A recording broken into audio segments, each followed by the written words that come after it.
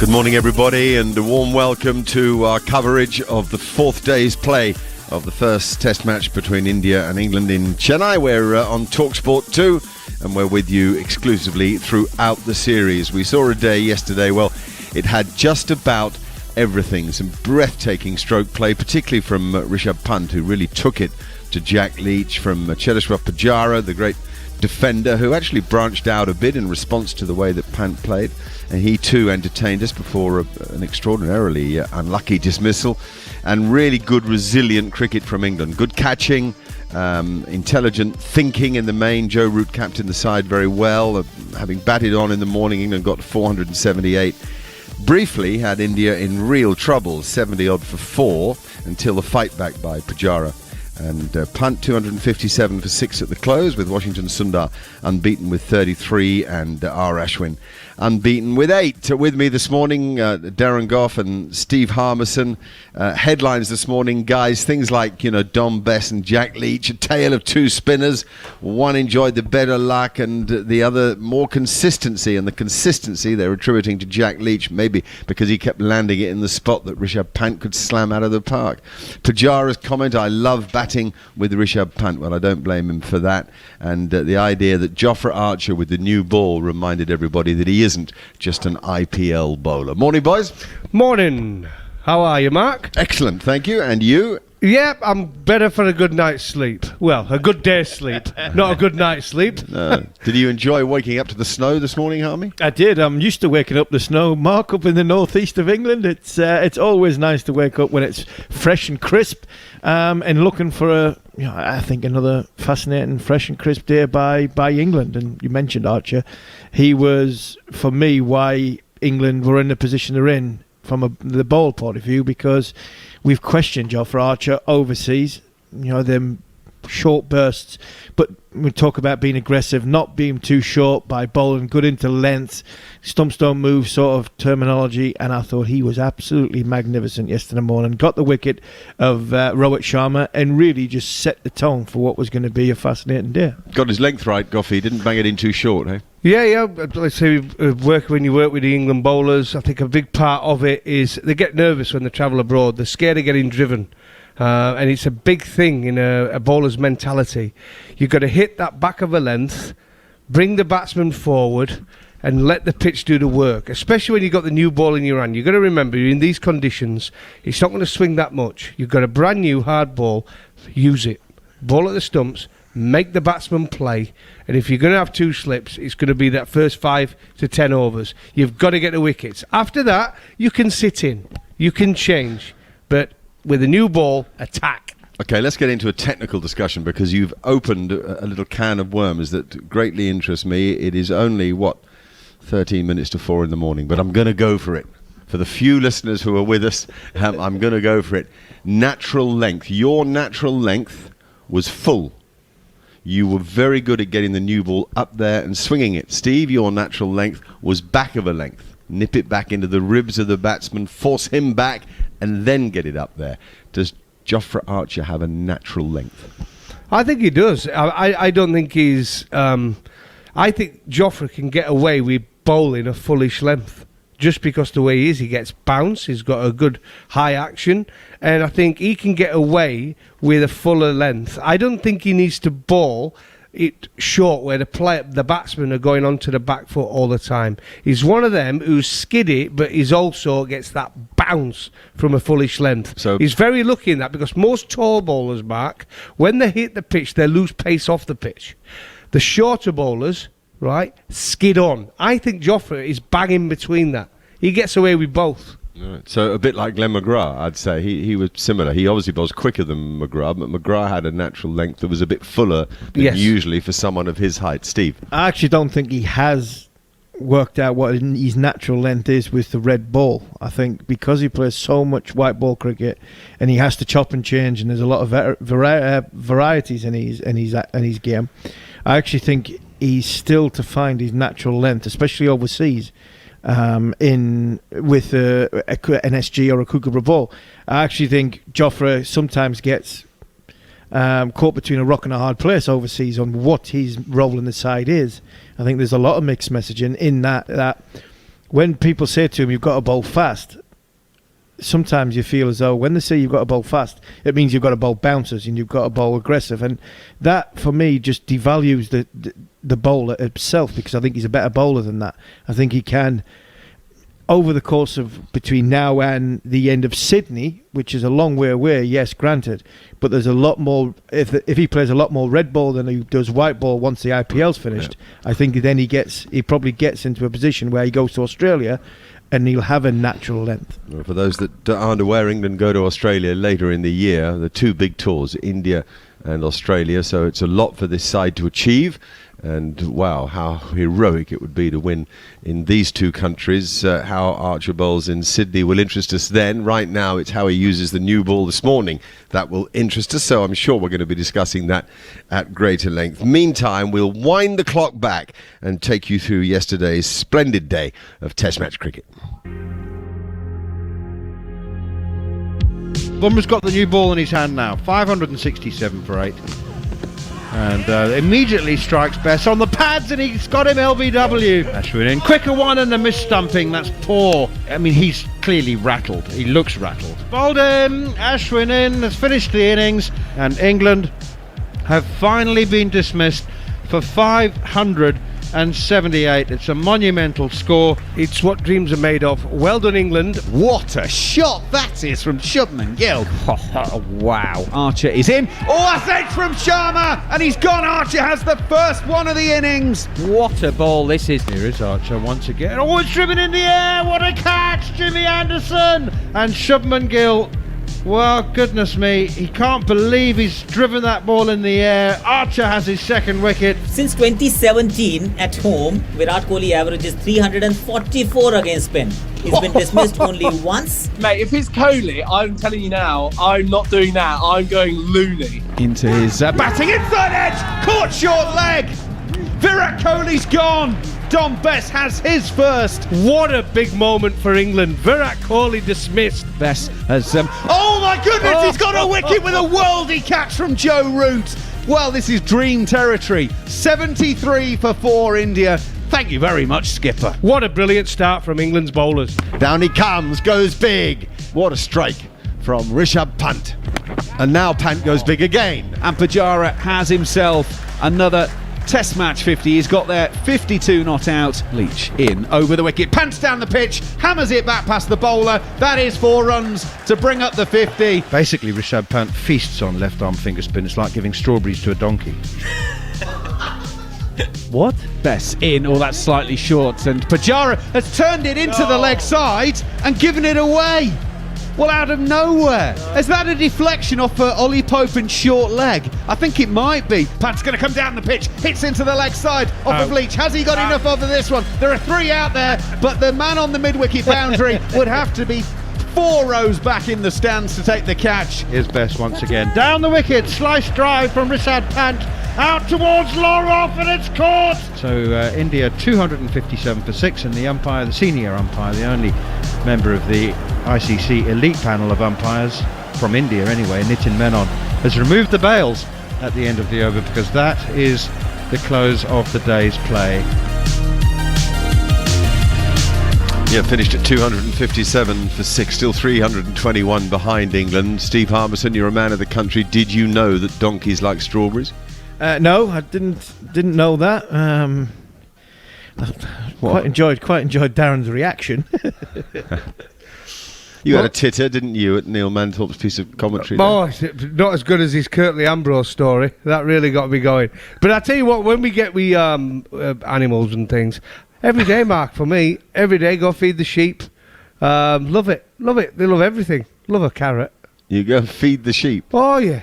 Feed the sheep every day. Do you shear the sheep? No. They get quite excited when you call them. You start rattling the bucket. And they bring all the food. They knock you over. And honestly, it's so therapeutic because they're so soft. Sheep. I mean, really, mate. I mean, it's fantastic. They come and rub up. I trust you. Yeah, I love it. Alistair Cook shears the sheep.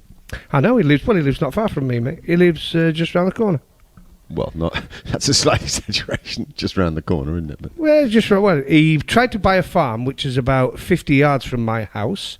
It was going through, and okay. it fell through at the last minute, and he now just lives in the next couple of villages away. you could be sharing a cab down to London, couldn't you? No, because we've got live ball-by-ball commentary here on TalkSport 2. Very good. That's big. We're having a giggle there because our producer's always in our ear to remind everybody we're on TalkSport 2, and we don't do it enough, probably. Well, actually, Andrew McKenna does. Okay, let's turn our attention back to the cricket because Washington Sundar's unbeaten with 33. Good player, isn't he? And R. Ashwin with 8. And they were stubborn, I think, is the way. I mean, it wasn't out of the question at one stage that India could have been bowled out yesterday evening, but they ensured that wasn't the case. And now we've got to the point at which England can take the second new ball. Yeah, and it's a good time for England to take that second new ball. They've got 6 overs with the old ball. Give it a chance, potentially. Let's see if it's got any sort of spin or anything that's in it. And then you get Archer again with potentially, if we can knock over just one of the two batters who have batted really, really well in these first 6 overs, because it's very difficult to start in a new day in the subcontinent. And then all of a sudden, if Anderson or Archer can get the ball to do what it did in the early part yesterday, then England have got a great chance of bowling India out for less than 300, which will give Joe Root Joe Root a decision to make. Well, that would be a bonus to bowl them out for under 300. What do you make of the headline I touched on a moment ago, that Leach actually bowled very consistently and that Dom Bess, who was less consistent, had more of the luck? Is that fair? I don't think so. I thought Dom Bess bowled really, really well yesterday. We've seen with Dom Bess, if he bowls a bad ball, it's the drag down delivery, isn't it? And he got away with that a little bit because of the odd bit of spin and the odd bit extra bounce, you can get away with that, and it's very hard to pick it up.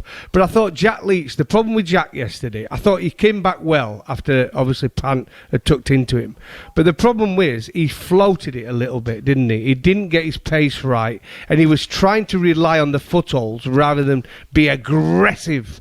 Have that aggressive action and really get through his action and ball it into the rough stuff. He just kind of floated it there, and that's why Pujara, let's be honest about it, Pujara used his feet, could get down the pitch, hitting both sides of the wicket, and Pant decided to cash in. That was the problem. It was just a little bit too slow for me.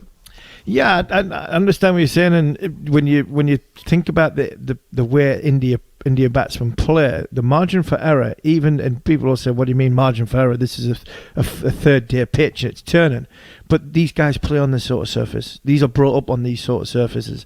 That's why it's so hard for spin bowlers to be successful in India if you're not an Indian spinner. We've seen some of the greats of the game go to India from a spin bowling point of view in struggle. So I thought Pant's innings yesterday was absolutely brilliant. I thought it was brave in first, the way he counter-attacked.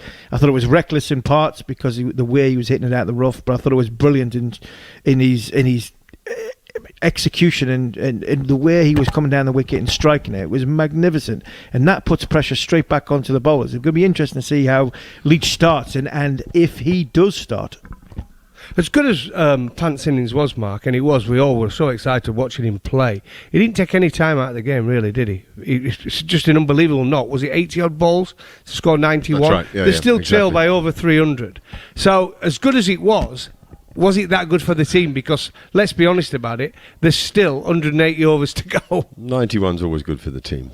91 and a run of ball, 88 balls. It is if they were a lot closer, but they're still a long way behind England. Long way. Yeah, they are. Yeah, 321 behind. Joe Root just had his little huddle, said what he has to say to the guys collectively on a pitch that looks, well, obviously drier than ever, obviously more footmarks than ever. It's very red at the ends. That's quite usual, particularly here. There are 2 or 3 grounds in India where that soil seems to turn red. You would say that the balance between bat and ball is evening up. We had it at 65-35 in favour of batsmen yesterday. It might get nearer to 50-50, but certainly it's still very battable on. I suppose the conversation is going to turn to the follow on. And if England bowl India out relatively quickly, say in the first hour and 20 minutes this morning, what would you do? Would you take the time to bat a couple of sessions, rest the attack, or given the advantage of, say, 280, would you get bowling again, Goffey?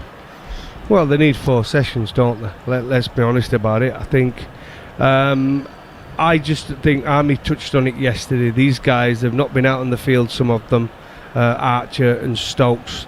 They looked tired last evening, that last half an hour.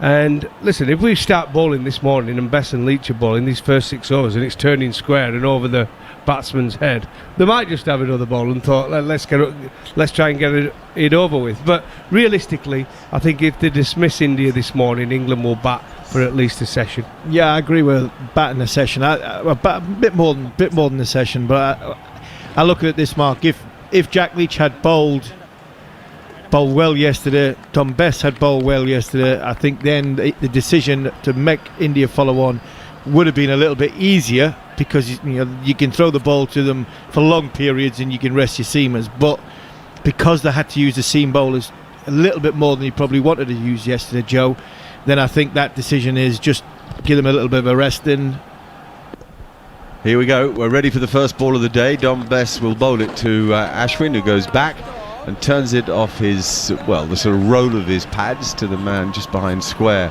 on the leg side. 6 overs to be bowled and then the new ball can be taken. Root himself wheeling his arms over as if he might bowl an over or 2, though I doubt that. Here's Dom Bess again, just a short approach to the crease. To me there, like he was really trying to rip it, but did next to nothing, and Ashwin leant forward and defended in obdurate fashion. The hard man to remove. Australia had a long battle against him in Sydney in the second last test of the recent series, and it was Ashwin who played his part in saving that game and then setting up the win in Brisbane. Bess bowls again, and again very straight from Ashwin. We see a lot of the blade of his bat, and he likes to really tuck in behind the ball and exaggerate his defence as if he gets great pleasure from defence. Some people like Rishabh Pant, you can see they're almost seduced by the pleasure of attack, but others love to defend. Nice flight from Bess on that occasion, without quite getting through his action. He spun it up and it landed, and once again Ashwin was able to defend on the front foot, and we saw the maker's name, which is, well, probably not the maker, it's probably a sponsor. Hero is the name that we can see around the sticker on the splice. Back goes Ashwin and works the ball through square leg for the first run of the morning. It comes without much of a fanfare because, of course, it's once again an empty stadium, though there is curated sound, as curated audio as it's sort of known in the business, in that stadium, and the man who controls it does a pretty good job. There's the odd moment when he overdoes the roar of approval, and it's nothing more than an inside edge to nowhere, but generally I think he does quite a good job. Washington Sundar taking his mark. He looks a very together guy, does Washington. He seems to be calm. He seems to have the temperament for big match cricket. Best bowls of short ball. He goes back and drives it nicely off the back foot. That's beautiful stroke, and he'll get 4 for it. There was a man sweeping, but he was square. He hit it through extra cover. Classy shot that most left-handers of the top order would be pleased to play that stroke. Yeah, see, Dom Bess, it's been a decent first over. Not much turn, not much as happened this first over. But when he gets it wrong, it's that short ball, isn't it, Dom Bess? He just says, hit me every so often. And if he can, with experience, become more consistent, start ball more and more dot balls, that's when we'll see the best of Dom Bess. 316 the deficit now, as India have moved to 262 for 6. I do think that both Bess and Leach don't come at the day's play with obvious confidence. It's as if each day they're finding their feet in Test match cricket. It's not, Graham Swan used to go out there and puff his chest out. Obviously Shane Warne, the best spinner of the time, Murali, and if you're a spinner, you're often lonely. You've got to grab situations as best you can. They were characters though, Mark. Graham, I grew up with Swanee from the age, probably first met Swanee at 16, 17. Swanee was a character very, very similar then at under 19 to what he was as a person, and he was always up for the fight. You know Shane more than anybody else. Shane was a showman, but he even if he was struggling, he still sort of give off that persona of he not so much knew what he was doing, but he was in for the fight and he was up for he was a great character. And I just think that both Bess and Leach are a little bit more reserved. Very well put. Here is Jack Leach then to begin his first over of the morning to R. Ashwin. Very orthodox field from Joe Root, just a slip and a man on the drive, and he bowls a nice first ball. The old orthodox left arm spinners, nice flight, nice length, direction, middle stump, and forward comes Ashwin to defend. Deficit of 316, already 5 runs added this morning with the boundary and a single in the first over. Leach again. And another Orban carbon copy of the ball before. I think that's a nice summary actually there, Harmy, that you know the strength of personality matters in a cricketer. If you're too understated, if you're a bit backward in coming forward, so to speak, you'll find it harder to impose yourself on the match. Here he comes again. I say a pretty orthodox field, you know, mid-wicket, mid-on, mid-off, man behind square on the offside, a sweeper out, all the sort of things you'd expect when you're letting a bowler find his rhythm. It's body language, Mark, isn't it? I think a lot of cricketers, you remember Flintoff, he used to run out without his helmet on and run out and show intent. He was as nervous as anyone, but it's almost, look, I'm here, I'm invincible. Forward block, it goes down onto his toe and shoots back down the pitch from Ashwin the batsman to Leach the bowler. And it's same with the spinner. Whenever I used to face Shane Warne, you could just have to look at him and he was just full of so much confidence. Yes. He beats him. Ashwin goes back to cut. It's a nice line and a little slower, and it goes under the bat actually, kept just a tad low, and Buttler took it nicely and then lifted his hands as if to say, oh, so nearly. But nearly isn't good enough in this game. The unshaven Jack Leach again now. He bowls and again, beautiful. That one hurried on with the arm. And again, nearly did Ashwin, who was trying to stay leg side and work it through cover, and nearly paid the price for the gap between bat and pad. But it's the end of the over. A nice tidy start by Jack Leach. I think something else to remember as well. There was a lot of pressure going on to these two spin bowlers. And when you're asked to do a job or you're expected to do a job, sometimes you know the shoulder seizes up a little bit. Fingers aren't always as relaxed. And I think that's what we were talking about yesterday afternoon or after the game, Darren, when we were saying, well, which one would you rather had? Would you rather had very little pressure by bowling in the first innings as a spin bowler, or would you have a little bit more pressure bowling in the second innings of the game because you're there to take wickets? And I just find sometimes pressure is key. Best to Sundar. It's full toss. He bowls too many of them. I'm afraid he does. I don't want to be critical of a good lad, but that's just slapped down the ground with the minimum of fuss, and 4 is added to the total. Well, it's one of the problems with English spinners, I think, over the past few years. I mean, they're all wicket takers. Leach can take wickets, Best can take wickets. We've seen that. He's got a bit of a golden arm. Moeen Ali, exactly the same. But unfortunately, there is too many bad deliveries. Yeah, I mean, I'm astonished at the amount of full tosses he bowls. I don't know why that should be particularly. Here he is again. That's on a goodish length, pretty full, and Sundar comes forward to defend. Sundar's tall and slim and gifted. A nice find for Indian cricket.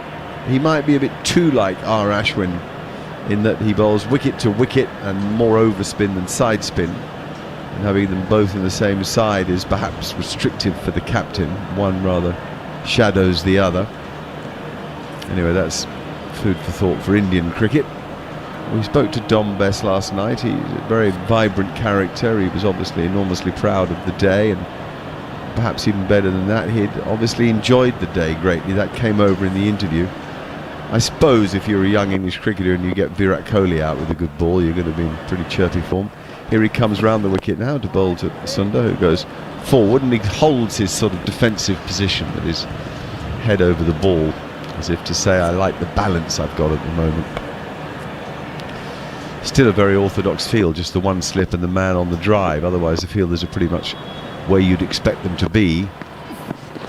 As he goes back and uses that space on the offside to get himself a single. Easy peasy.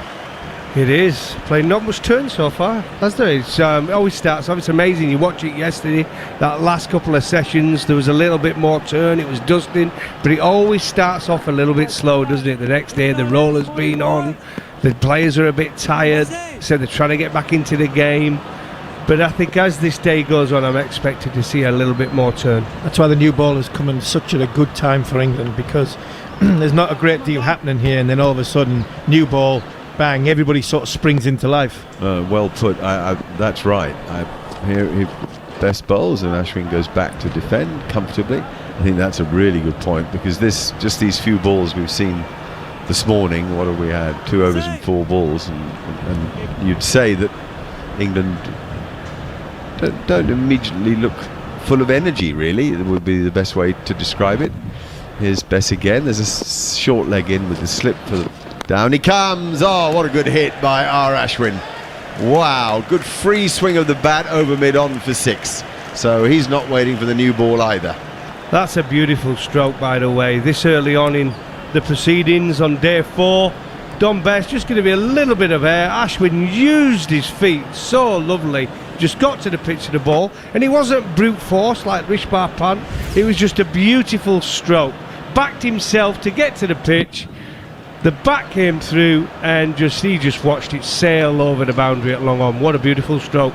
Middle of the bat, absolutely beauty at the middle of the bat. You say there's not a great deal happening. I think England could do with this new ball coming very, very quickly. Very, very quickly. You've still got to wait 3 overs, Harvey. I know what you mean, though. We like it from an English point of view. We'd like it taken now. 77 gone. Sundar 42, Ashwin 15, and India 273 for 6. 106 to avoid the follow-on. I don't think he's going to enforce it anyway myself, but no.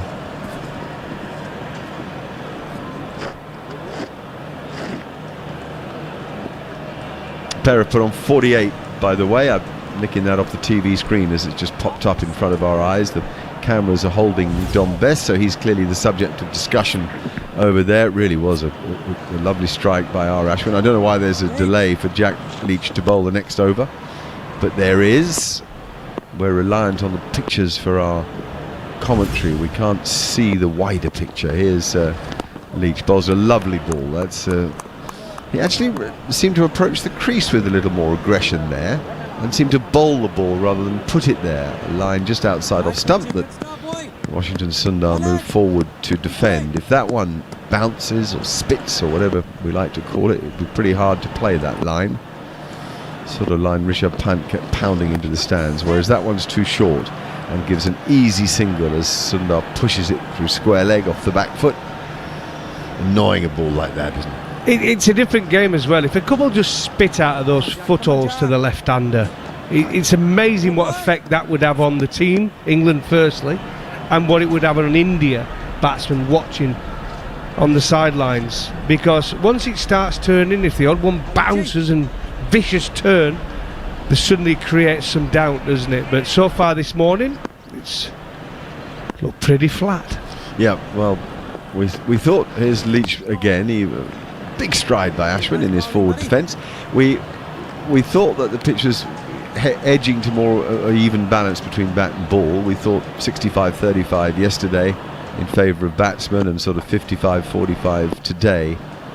So far, you'd say it hadn't changed much in balance between bat and ball, as Ashwin again goes forward and defends. This time, much squarer on the offside. The ball goes out at greater pace. He half thinks of a single and decides against it.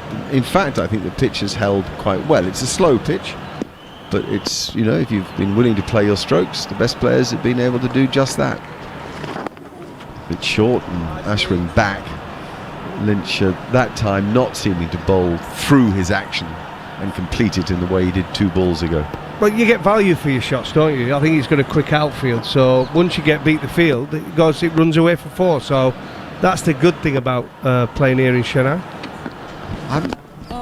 Full and blocked, no problem. End of that over, 274 for 6, and we're still 2 overs away from England being able to take the new ball.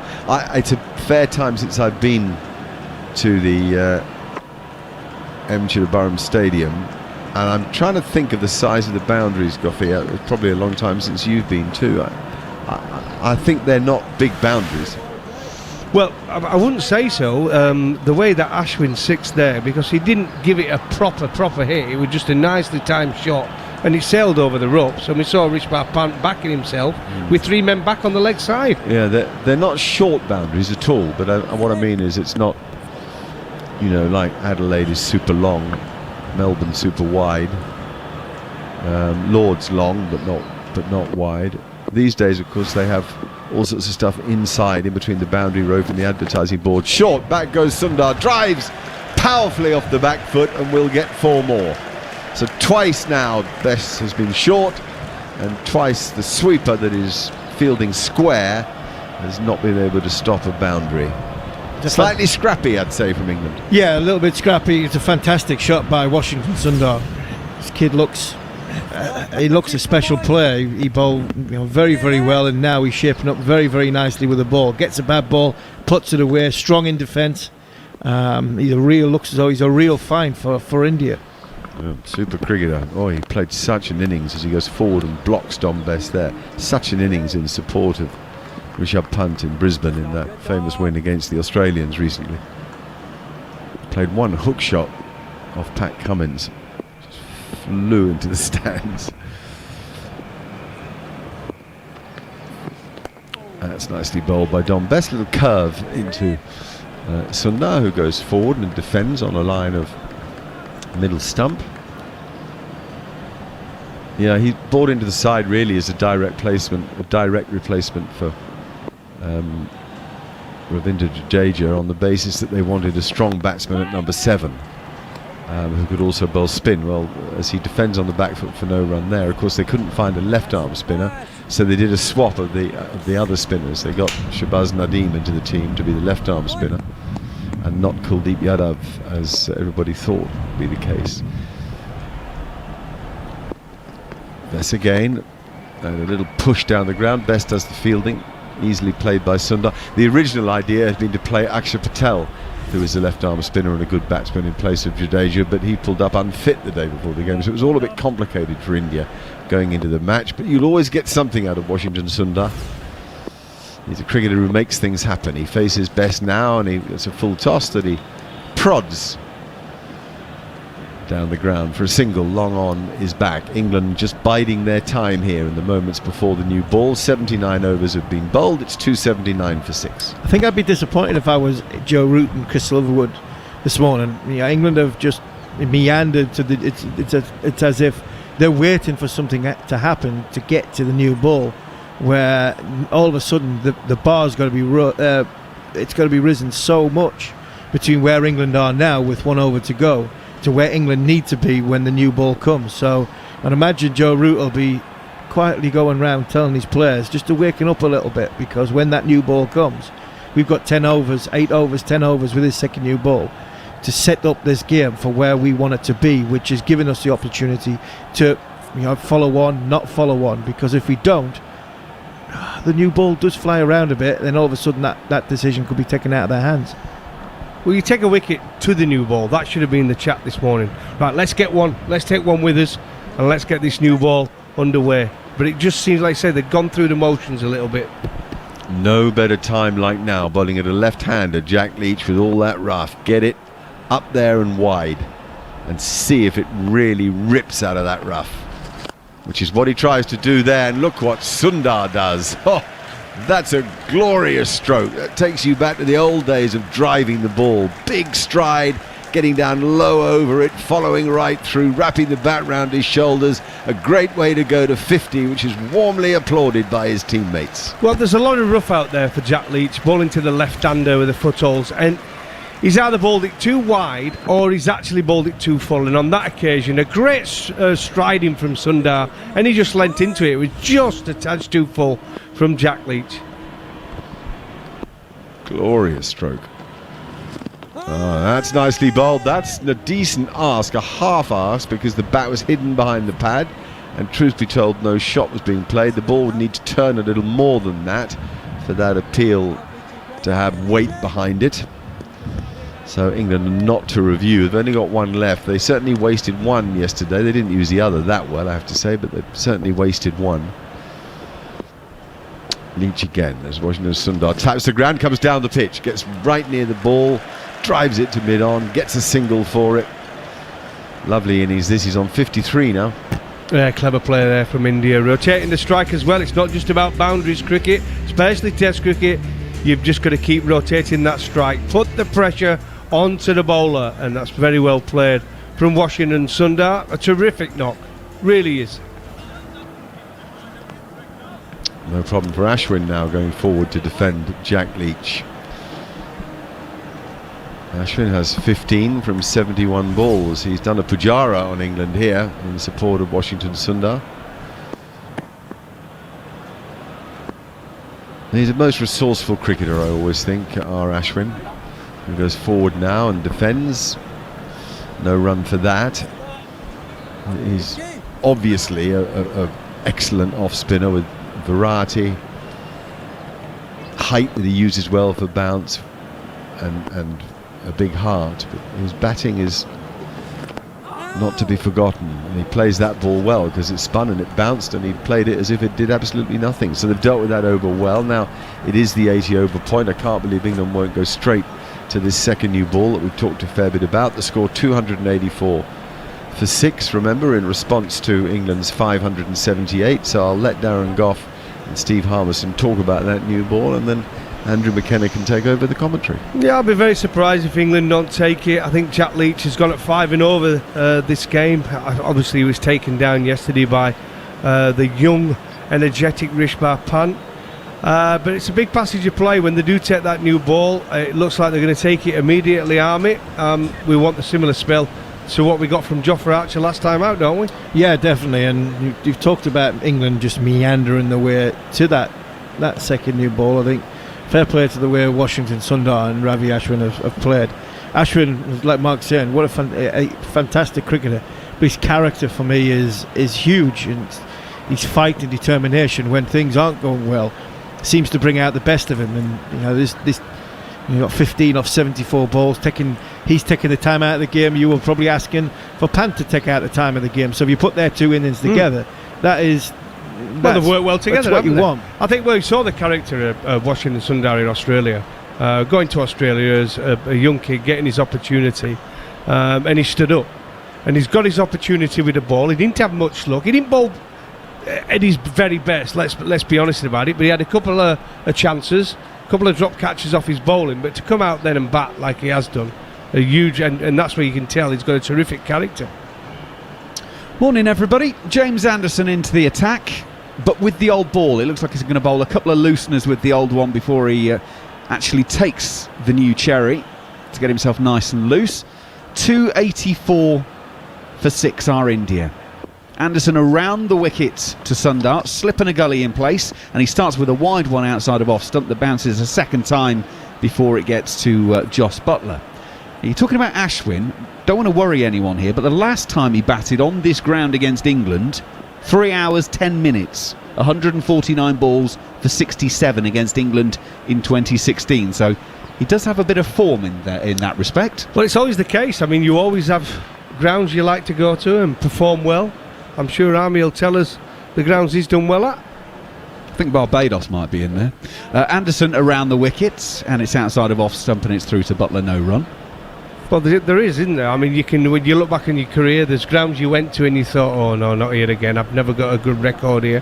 But once you start doing well at a certain ground, you can't wait to get back there. You're full of confidence before you even walk through the door. Absolutely. And Lords was always somewhere where it was the opposite. I always got wickets at Lords, but I never felt comfortable bowling there for some reason. Sundar waits for Anderson, and Anderson again is about a foot outside of off stump, and Sundar is just watching this go through, and he remains 53 not out from 87 deliveries now here on TalkSport 2. Yeah, when I try to think back, I mean, the grounds I used to be full of confidence when I went to, obviously my home ground, Headingley, Lords, probably in England, those are the two. And then when you went Trafford for me, and then the great late Pete Maron used to produce some absolute belters for the big, tall, fast bowlers. See, I didn't like it. Yeah, it didn't suit me, Old Trafford. It used to just skid onto the bat. Anderson outside off stump, no run. You'd have enjoyed Trent Bridge Well, after Sydney. they redid the Radcliffe Road Town, wouldn't you? If you'd bowled there when it started swinging around all corners. Did you have a You'd good? liked Did you that. have a good day in Sydney, Darren? A couple of good days, Army, actually. Yeah. What about the cricket though? yeah. No, I think Sydney and Melbourne and Adelaide. I think those three I've always enjoyed bowling at. But like I say, everywhere you go, you can pick a toy and you look at grounds and you think, yeah, I like bowling there. Not so sure about that one. Anderson brings Sundar forward on this occasion, pushing out on the offside. Ollie Pope fields at short extra cover. Anderson actually, having said he was going to have a couple of looseners and then take the new one, that's now 5 deliveries and he's still got the old ball in his hand, so he's going to go through this over and it'll then be the new ball. The new ball was brought out by the third umpire, fourth umpire who brought it out, but as Anderson now decided... He wants it. He wants the new ball, but Joe Root's just trying to persuade him to have a little look. Now he's loose to see if there is any reverse swing whatsoever. And he might want to give Jack Leach one more ball, one more over. Anderson in outside of off stump and it dies on its way through to Joss Butler once again. Anderson puts his fingers through his hair, sticks his tongue out, and I don't think he particularly enjoyed that over, but with any great affection, shall we say. 81 overs gone here on TalkSport 2 of this Indian first innings. They are 284 for 6, having resumed earlier on 257 for 6. Sundar's moved on to 53. Ashwin has 15. And England still looking for their first breakthrough of the morning here on TalkSport 2. I know one thing. If I was Jofra Archer and Joe Root chucked me that old ball, I think I'd ask for me cat back off the umpire. I think, right, give it back to Jack Leach. If you want to bowl with this, give it back to Jack Leach. If you want me to bowl now, I'm going to have the new thing with S&G, gold writing, shiny. I'm having that. Well, it just seems crazy, doesn't it? Well, you got a guy who's got over 600 Test wickets, and we all know he's the best new ball bowler in the world. You only have to look at his record wherever he's gone. Give him the new ball and let him bowl. We're possibly looking at another over for Jack Leach to build him some confidence the way he was going. But we did see, we're not blessed with being able to see great from the pictures that we get or off the TV. So at this minute in time, we can just see the scorecard. We can't see what is actually happening at the ground. But I did see in the background when Jimmy Anderson was walking away that Jofra Archer had his cap off, but he actually has got the old ball in hand. Yeah, he's at the end of his mark. And Jofra Archer is going to come in and certainly bowl at least one delivery with this old ball. He's in, right arm over. It was pretty gentle and it was sort of up there, floated up there, and Ashwin is driving it back to Jofra Archer in his follow-through. Archer is starting his 17th over, 2 for 52 so far. I actually think they need to take the new ball just to waken him up. There's a little bit of just waiting. Is this going to happen? The atmosphere looks as though it's a little bit flatter. Well, you said with Players are a Mark little bit earlier, didn't you, that it felt like we were waiting for the new ball. Now we've got to the new ball, not actually taken it. Here goes Archer. Right arm over. It's a ball that doesn't bounce a great deal, and Ashwin has got so much time to just prod that out to point and take a single. And he goes to 16, 285 for 6. The umpire's actually spotted as well that Ashwin has just gone straight down the middle of the pitch there, so he's had a quiet word with the batsman, but single taken. Well, to be fair, India did the same thing. Surprised they didn't take the new ball when it was due. They bowled plenty of rovers, and the first time they took the new ball, got a wicket with it, with the first ball. So yeah, it's there. I think England are in a good position. They've got 4 wickets to take. They've got, I said, Jimmy Anderson in your lineup. You've got Jofra Archer who can bowl over 90 miles an hour. It'll be harder for the spinners. Give yourself an opportunity. Get the new ball in his hand. Getting a close-up on the ball from the TV pictures at the moment, and that seam looks properly ragged now. It's not as bad as the one in the first day of the game that India were using when England were batting, but it's not far off. Archer's gone around the wicket, and Sundar plays a glorious punch back down the pitch, back past the bowler. It goes away for 4. That's a glorious shot. But if Jofra Archer hasn't turned straight to Joe Root and gone skipper, really, it's about time. I will be absolutely astonished. 289 for 6. Well, that's one of the shots of the innings for me. Absolutely, just lent into it. You got to remember, this ball is 90 overs old. He just lent it to it, used the pace off Jofra Archer, and hit it straight back past him for 4. And as a fast bowler, Army will tell you this, When it starts getting it straight back past you, you've got to up it, haven't you? Yeah, there wasn't many times it went flying straight back past me like that. Then normally the next time it went flying straight over the Reds. And as we see in saying that, the new ball is taken. And I think Jofra Archer would have been saying to Joe, what we do in this. But we don't know. This could have been Jofra Archer wanting to get loose. Joe Root might have said to him, look, that's it, I've had enough. You're not getting driven like that. You're taking the new ball. Archer around the wicket. New ball, and he's gloved his man straight away. Little bit of grip off the seam, and Darren Gough is doing that body language that goes, I told you so. Well, it's not rocket science, is it? Listen, it's the pitch now. We're into day 4. We've seen it taking a piece. It's dry. You get an harder ball with a nice hard seam on it, and it's going to take something out of the wicket, as we've just seen. You put it on a good length, takes the surface of the pitch with it, and it bounces and just catches him on the handle of the bat. Archer is in once again around the wicket. That's down the leg side. That'll be a disappointing one through to Jos Buttler. Jared Kimber, our analyst, is with us once again. It's quite interesting because if you remember back to when India didn't take the third new ball, and we were all sitting here going, why would you not do that? They took the third new ball and took a wicket straight away with it. We've already had precedents in this match that the new ball does a lot more than the old ball. I think that I think one of the reasons I can think about why they didn't take the third new ball at the time was that was around declaration time for England, and I think if they'd showed their hand then, England might have declared early. Archer in, and on this occasion Sundar solidly in behind this, pushing it up to mid-on. Joe Root is stationed there, does the fielding, fires it back to Jos Buttler, and there's no run. So you're saying that they didn't take it at the end of day 2? When I think there was about an hour and a half left. There's probably about 18, 19 overs left, and I think if they'd taken it then and the ball started spitting or potentially started swinging, me and Bats were at the time, and there was a little bit of dew in the air, wasn't there? And the old ball started to move a little bit. No, I agree. But they also didn't take it the next day. Yeah, they didn't take it the next day. That's the one that's more surprising. That night, I'm with you. Yeah. But the next day, they still didn't take it. And yet, every time we've seen the second new ball, the third new ball in this match, it just looks like a completely different game. Well, it is, and because the pitch is so dry, and I said this ball's harder, you've seen the seam, it's pronounced, it's going to take bits out of the pitch. So I was surprised they didn't take it immediately. But we got it now, and we got the guy who's England's biggest wicket taker of all time, Jimmy Anderson. He's a genius with the new ball, and we could do with a bit of that right now. He stands at the end of his mark. India 289 for 6. It means they still trail by 289. And in he goes straight away. Ashwin is playing defensively back up the pitch, and there is no run. The two grumpy fast bowlers have moved out. The ever cheerful Gareth Batty moves in. Very good morning, Macca. Very good morning to those of you who are up early listening.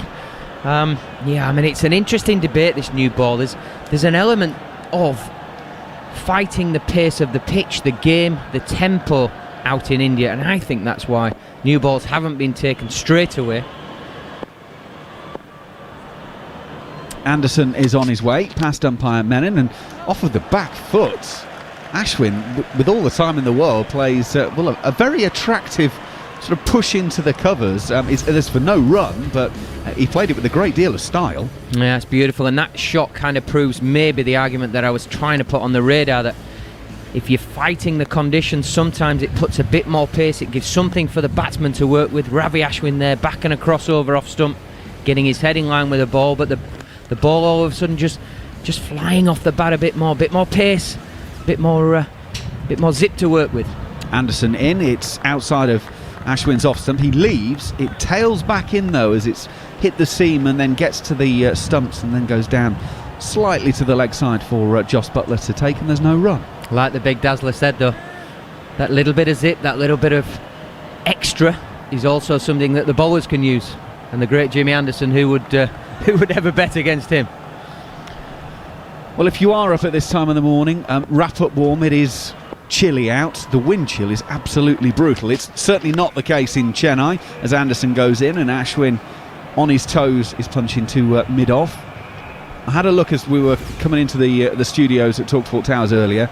Once you take into account the wind chill, the feels like temperature is -8 out there at the moment, apparently. It's 30 degrees in Chennai with not a cloud in the sky. And you almost feel the warmth coming off the TV monitors, don't you, Gareth Batty? yeah, we've got Jack Frost out of the window, and we've got the sun has got his hat on in front of us in the TV. It is a glorious sight in Chennai as Anderson comes in. Oh, well, there's another glorious sight. Ashwin has cover-driven him for 4 with the minimum of effort, the maximum of timing, and Ashwin goes to 20 as India are 293 for 6. Oh, beautiful shot here from Ravi Ashwin. He's a classical batter, he's tall, he's upright on this occasion, on the front foot driving, beautiful classical off drive, past extra covers left hand, and with it being the new ball, it's raced off. It's hit the bat, there's more venom in the strike, the thud off the bat, and it's zipped past the outfield, and it kind of shows the argument as to why you should and shouldn't take this new ball. Anderson in, Ashwin in behind it, he's punching out on the offside, no run. It's just that stranglehold that with the older ball you keep control, the scoreboard goes nowhere, the patience then comes into the game, the taking of the game deep, that is all the words that Root and Kohli talks about, and we've heard Ben Stokes the other day saying we're going to keep on batting.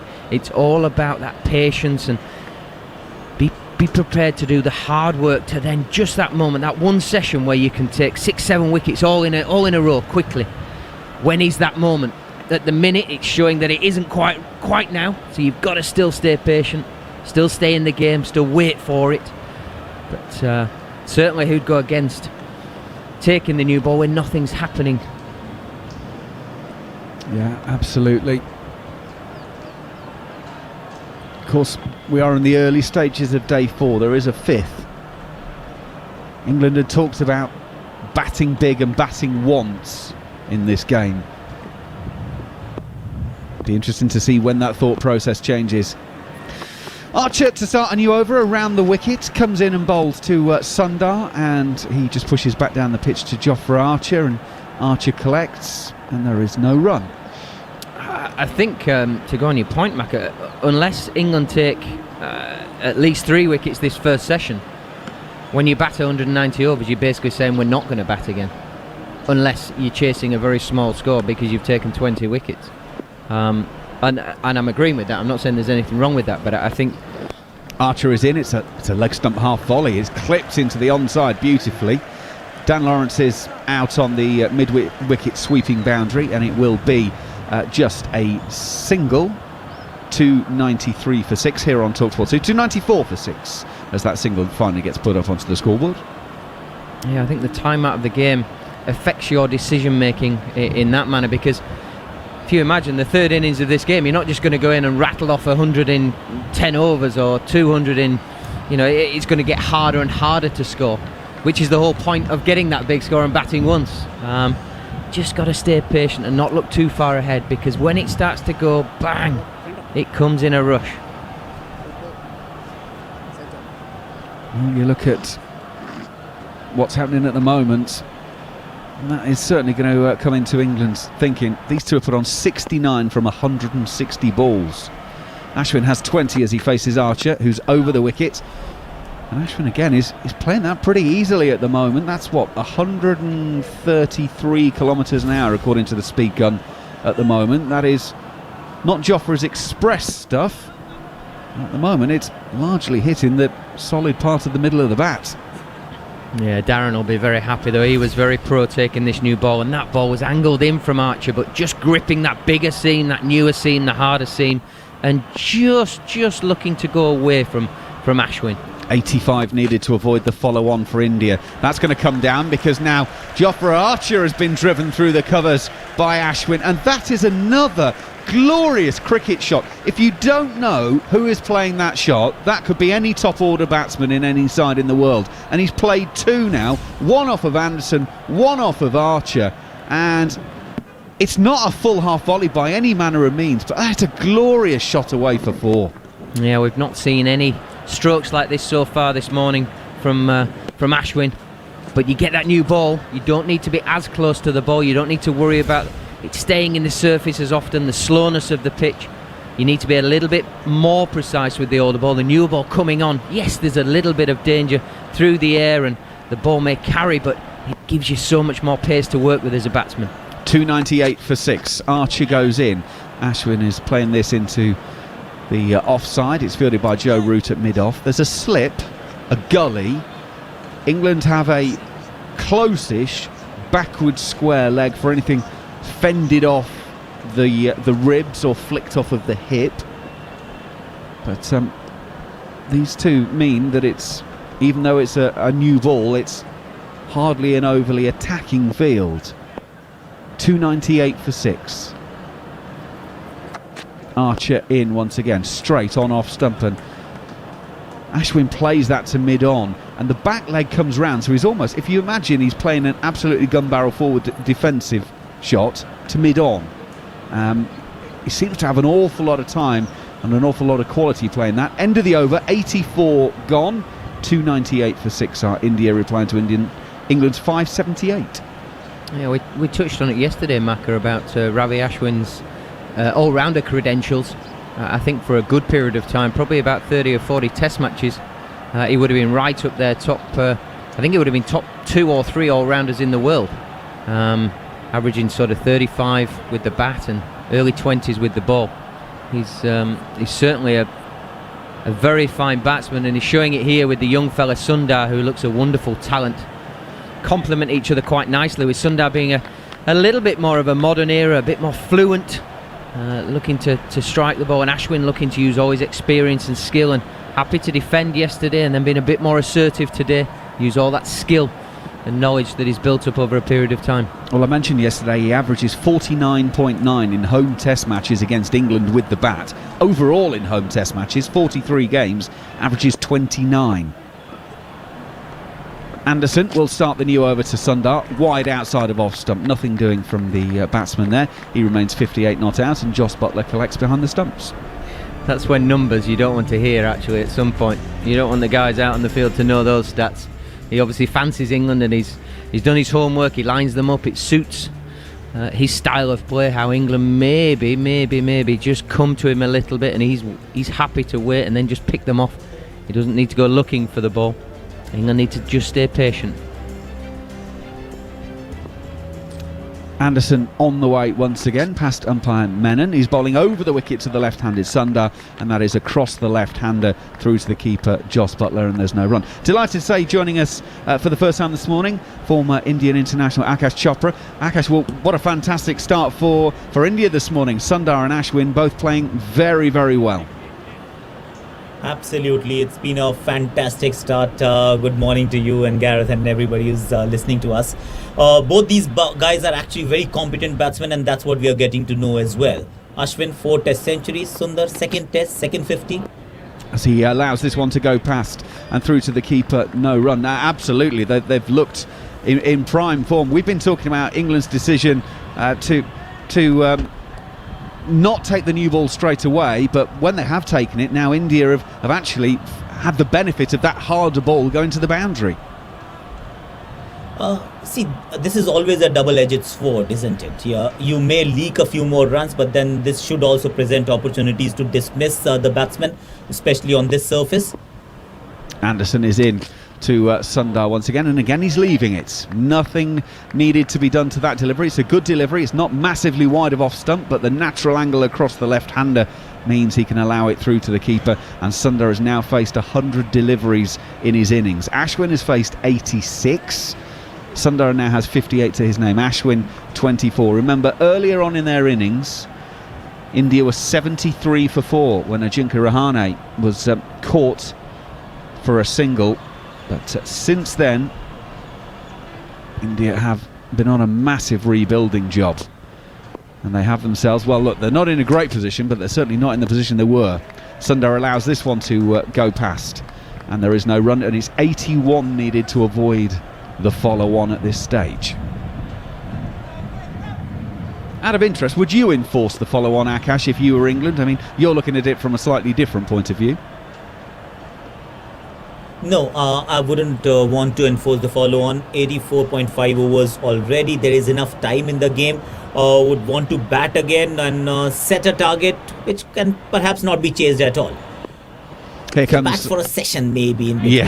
Yeah, absolutely. Anderson is in, and it is worked up to mid-on. Jack Leach will do the fielding. End of the over, 85 gone, 298 for 6.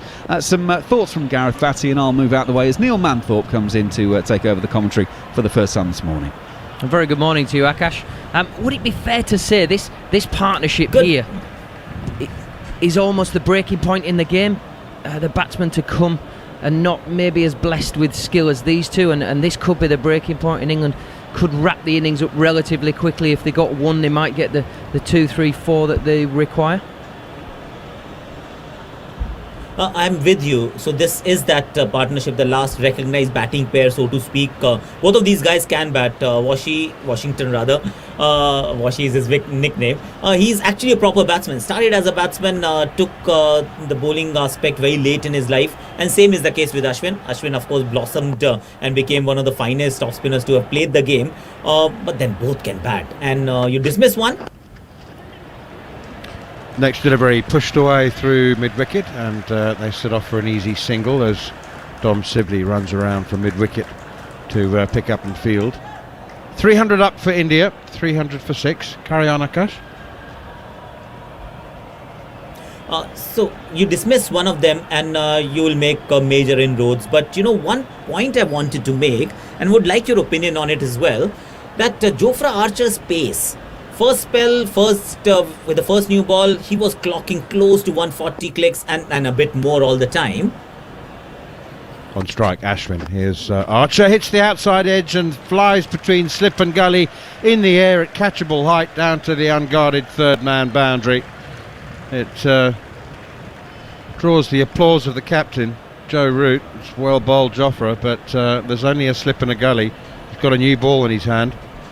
Yeah, I think this delivery is down to skill, not just the surface. It looks to me like Jofra Archer has almost got his middle finger around that ball and almost bought a bit of a leg cutter that's just squared up Ravi Ashwin. By squared up, I mean rather than being beautifully side on to address the ball, he ends up sort of chest on to the ball, which then makes him get that leading edge over where maybe a third or fourth slip would have been. Beautiful piece of bowling. Slip gully, deepest short leg. Here's Archer once again, driven in the air and just wide of Jimmy Anderson at mid-on. Anderson scurries away. There'll only be a single in it. India move on to 305 for 6. So very, very impressive partnership. I mean, it just seems to have the pitch seems to be playing remarkably easily. Do you know what I mean? It's got no pace at all in it at all, Gareth. It's just it's slowed down. It's beginning to die, it looks. Yeah, which can happen in the subcontinent. The sun takes all that little bit of zip out of the surface, and the more you force it, the easier it is to score at times. And that's when you just need to bunker down. You need to just bowl even more balls, be even tighter with your lengths and lines, and dry up the runs to allow something to happen. The one thing we know, particularly in India, if the runs are coming freely, it's much, much harder to control the game. Pushed away defensively by Washington Sundar once more as a back of a length delivery from Jofra Archer doesn't really climb. Akash, I was just having a look at the first class records of Ishant Sharma and Shahbaz Nadeem, both of whom have played first class innings of over 3 hours. So yeah, they might not be heavy scorers, they might not have a lot of shots. I know Ishant doesn't have a great many shots, but they can hang around. So England might not yet be have their work done. Here's Archer once again. Washington Sundar pushes it out towards extra cover. You said yesterday or a couple of days ago that they are a genuine 9, 10, 11, but yeah, they can hang around.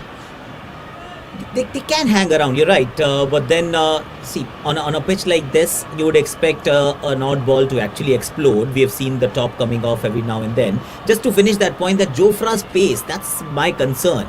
It's the second new ball, yes, he's bowled a few overs, yes, but the pace is down about 10-15 Ks from his first spell, and that's bothersome from my perspective, because if you've taken the second new ball, you want your premier bowler to actually bowl at 140 clicks. Here is Archer, bowls a bouncer, and Sundar easily ducks underneath this. 132 kilometres an hour, that one. That presupposes that fast bowlers are always in complete control of their pace, and that's not always the case, is it? Yeah, Akash, it's the rumbling on debate around English cricket and Jofra Archer, because he can bowl those extreme spells of pace. It's not all, he's not an everyday 90+ mile an hour man. From history is suggesting that from first class cricket and even his sort of infancy of his test career now, he has spells where, wow, he's absolute dynamite, and unfortunately we're judging him on that dynamite spell and that dynamite pace, and it's possibly something that he can't always achieve those heights. And it is the debate that goes on, and some will say he can, some will say he can't. I think I'll just sit on the fence and get a few splinters. No, but just look at Jasprit Bumrah at the other end. First new ball to the third new ball. That pace did not drop. And perhaps that might be the difference in the end from good to great. If you were to travel that journey, Dale Steyn, even Jimmy Anderson, 135 nearabouts, and he's been running in every single time with that pace consistently of, spell number 1 and spell number 5. So there is not a radical change. If you were to look at all the great bowlers across generations and across the globe right now, you'd find that their pace does not drop that radically as the match progresses. I'm not saying you have to be 145 every time, but then high 130s is something that you should be there and thereabouts 9 out of 10 times. If you're not able to do that, the question may not be about skill, might be about the will or the fitness. Those questions will be asked as the test career progresses for Jofra. Jack Leach has got the new ball in his hand now, and that's quite a surprise. His first delivery is pushed away defensively by Ashwin. I think I'm sure you're aware, Akash, you're treading in sensitive territory here. I know that there's been questions, haven't there, about Jofra Archer's effort levels, I suppose. Oh, that's popped up into the air and it's caught by Jos Buttler. Well played, Jack Leach. He's got the new ball to work for him. A little bit of turn and bounce. Ashwin looking to work it on the onside. It's popped up off the leading shoulder of the bat, and Jos Buttler has done a great job from behind the stumps.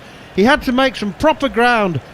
4-5 steps and then the dive. He got the gloves underneath it, and Ashwin is finally on his way, and Jack Leach is clawing his way back into the game after a torrid start against Rishabh Pant.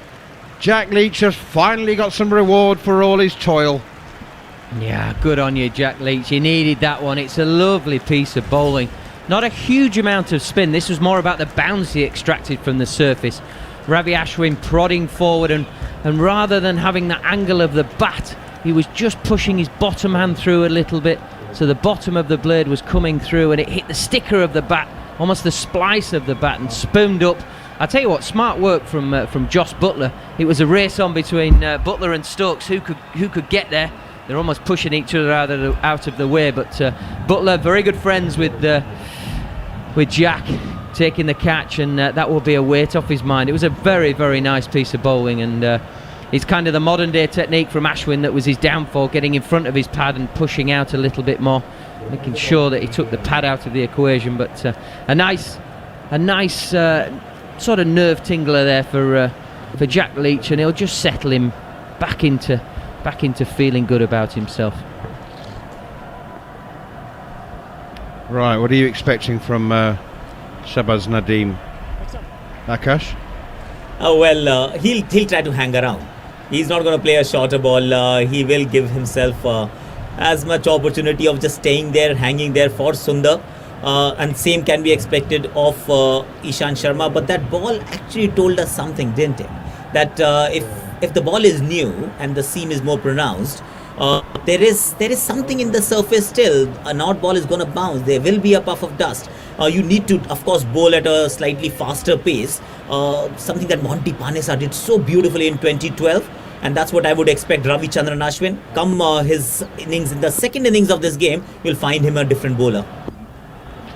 Jack Leach then into Shahbaz Nadeem. First delivery pushed away out on the onside. I am told, Akash, that Shahbaz Nadeem's longest first-class innings lasted for 205 minutes for Jharkhand versus Kerala at Dabad. in 2014. Here's Jack Leach, pushed away out on the onside. I've had the privilege and great fortune of touring India 12 times during my career, and I've loved every one of them. I've never heard of Dabad, let alone been there. Where's that? It's Dhanbad or Ahmedabad. What? Dabad. It could be Dhanbad, right? Dabad, I'm told. DHABBAD. Dabad. I've got no idea. Okay, so I was born in India. I'm like I've spent all my life here, but I've not been to this place. Let me do some homework and then find out where this place is. Sorry about that, Akash. Manners has invented a city, hasn't he? Well, I'm just reading out what I've been provided with. Dabad. Here's Jack Leach again. Yes? So it's Dhanbad. It's DHANBAD, and that's a city in Jharkhand where he comes from. That's Dhanbad. I think the spelling is incorrect. Dhanbad. Okay.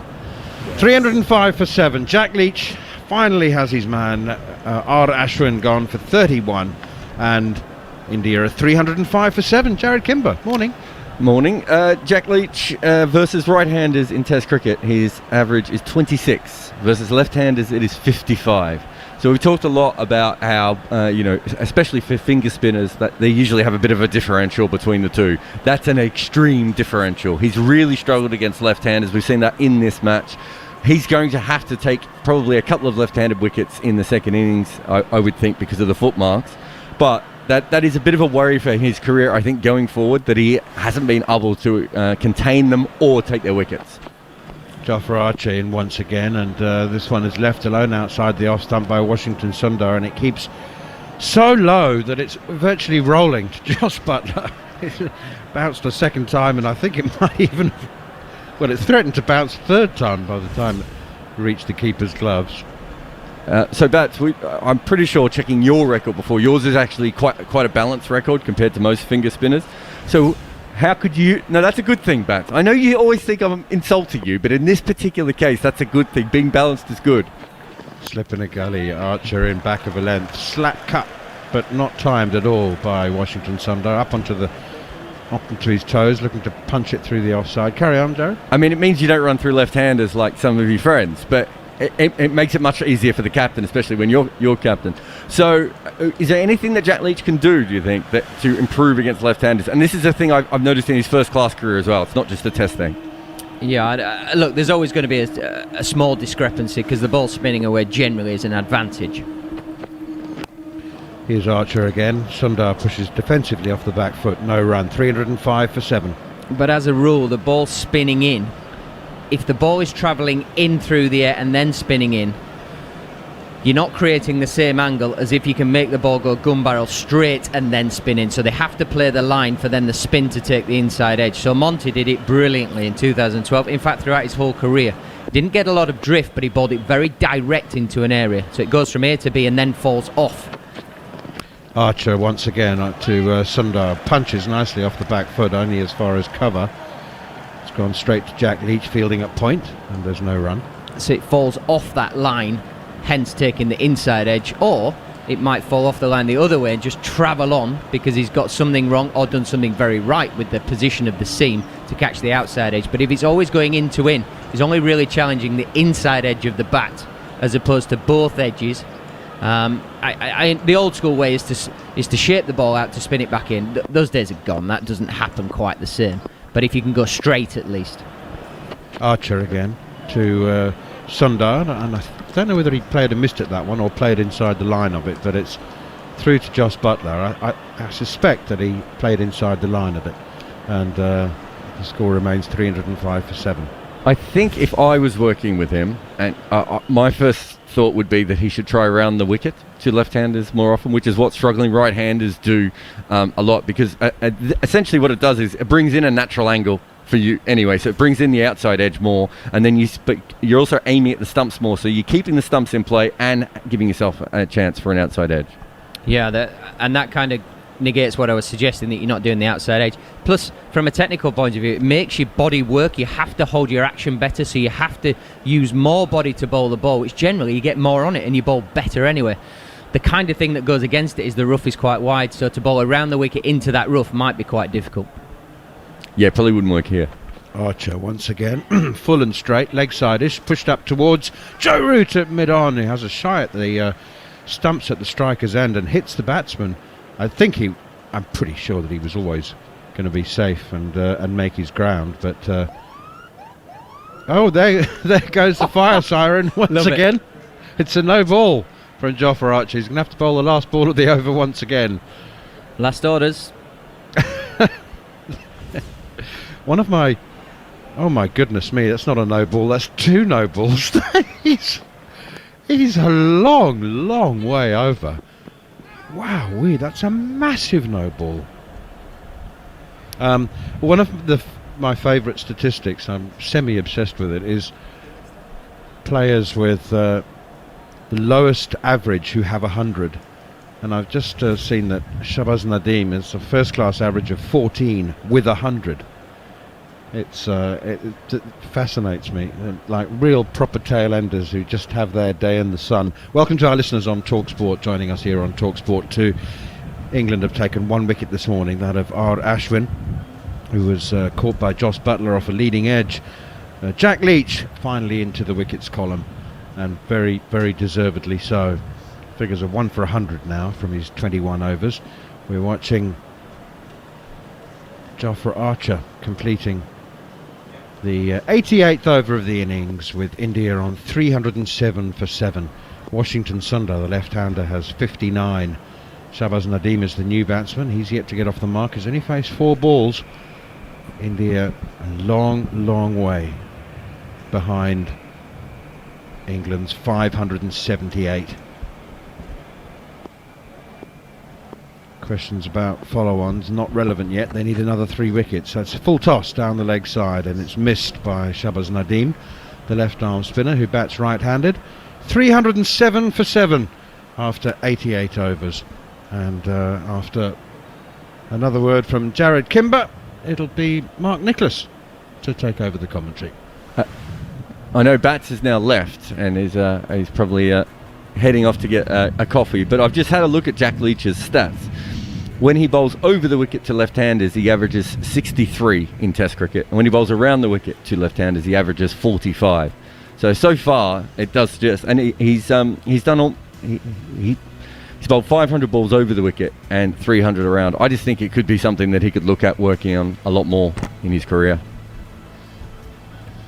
Well, they've reduced the deficit to 271. That's a really good performance. 50 runs scored this morning, and they're invaluable, not just in terms of the tally on the board, but the time that they've taken as India look to eat into the match. This is the 4th day's play, and India... Goffey's with me. Darren mentioned earlier that you felt England needed 4 sessions to bowl out India. I think it could be done in 3 if I thought the pitch was going to deteriorate as much as we expected, but it doesn't look at the moment as if it is. If you are just joining us, as it's really been India's morning, Washington Sundar, this talented young all-rounder, is unbeaten with 59. Shahbaz Nadeem has only just arrived at the wicket after a resilient effort from R. Ashwin, who does that here in Madras, Chennai I should say. 91 balls for his 31 before a good one from Jack Leach got him.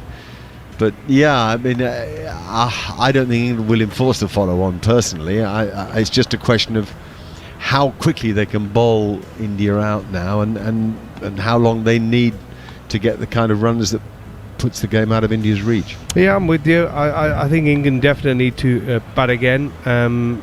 They should have a decent lead, so as long as they play positively. Ideally, they would like probably 3.5 sessions, I think, Mark. But I'm with you. I think it can be done in 3. I think this pitch should deteriorate as the game goes on. I think it has a little bit now. I mean, it's still, the odd one is turning and bouncing. We saw the last wicket. It's bouncing and catching the top of the glove and catching the handle, the odd ball, especially with the new ball. So I think it can be done in 3 sessions, but I think England would like 3.5.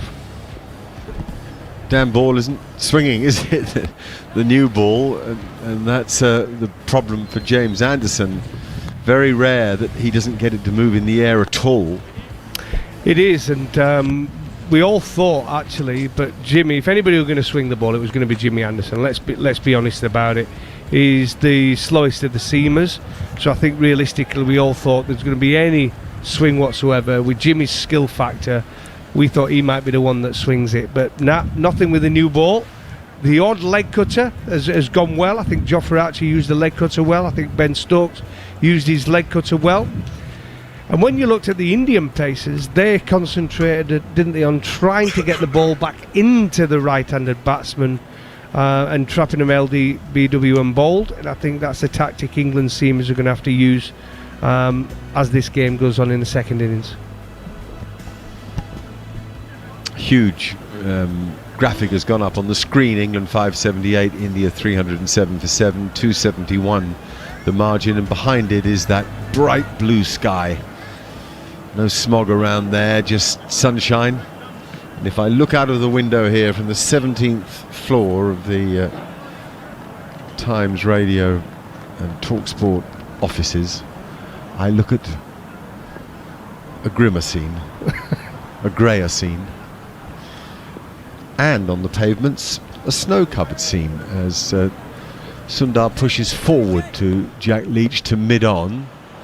He hasn't had any problem playing across the ball. In fact, he's played very well with the spin. He's got nice touch here. The seam's at a good angle. It turns a bit, and he just works with it. Now there's a half appeal because he doesn't offer a shot on that occasion to a fuller ball outside off stump. I'd like to see Leach really persevere with pitching outside off stump into that rough and really trying to loop the ball to get as much bounce out of that rough as possible, because in fact it's the bounce that's often the harder thing to play than the spin. Bounce is unpredictable.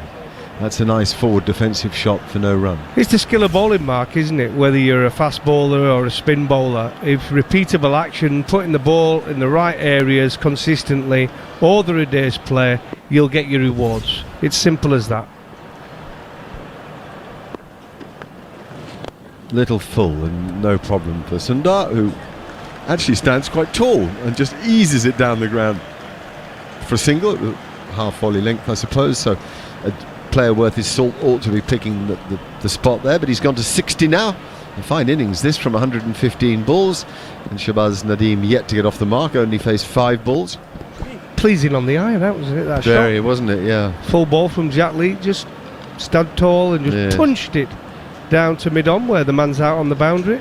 England with a slipper short leg, a shortish mid-wicket, backward square leg saving the single, mid-on, and a deep square and a pretty orthodox offside field, and a very competent looking back defensive stroke from Shahbaz. Gosh, England are going to have to work hard to get these wickets. They're going to put a lot into this period before lunch.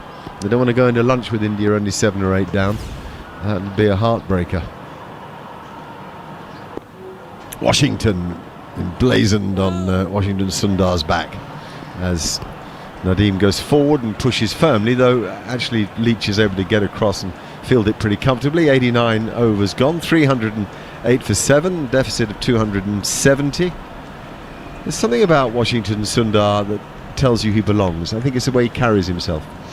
Definitely, he's looked the part. He's obviously got a great character.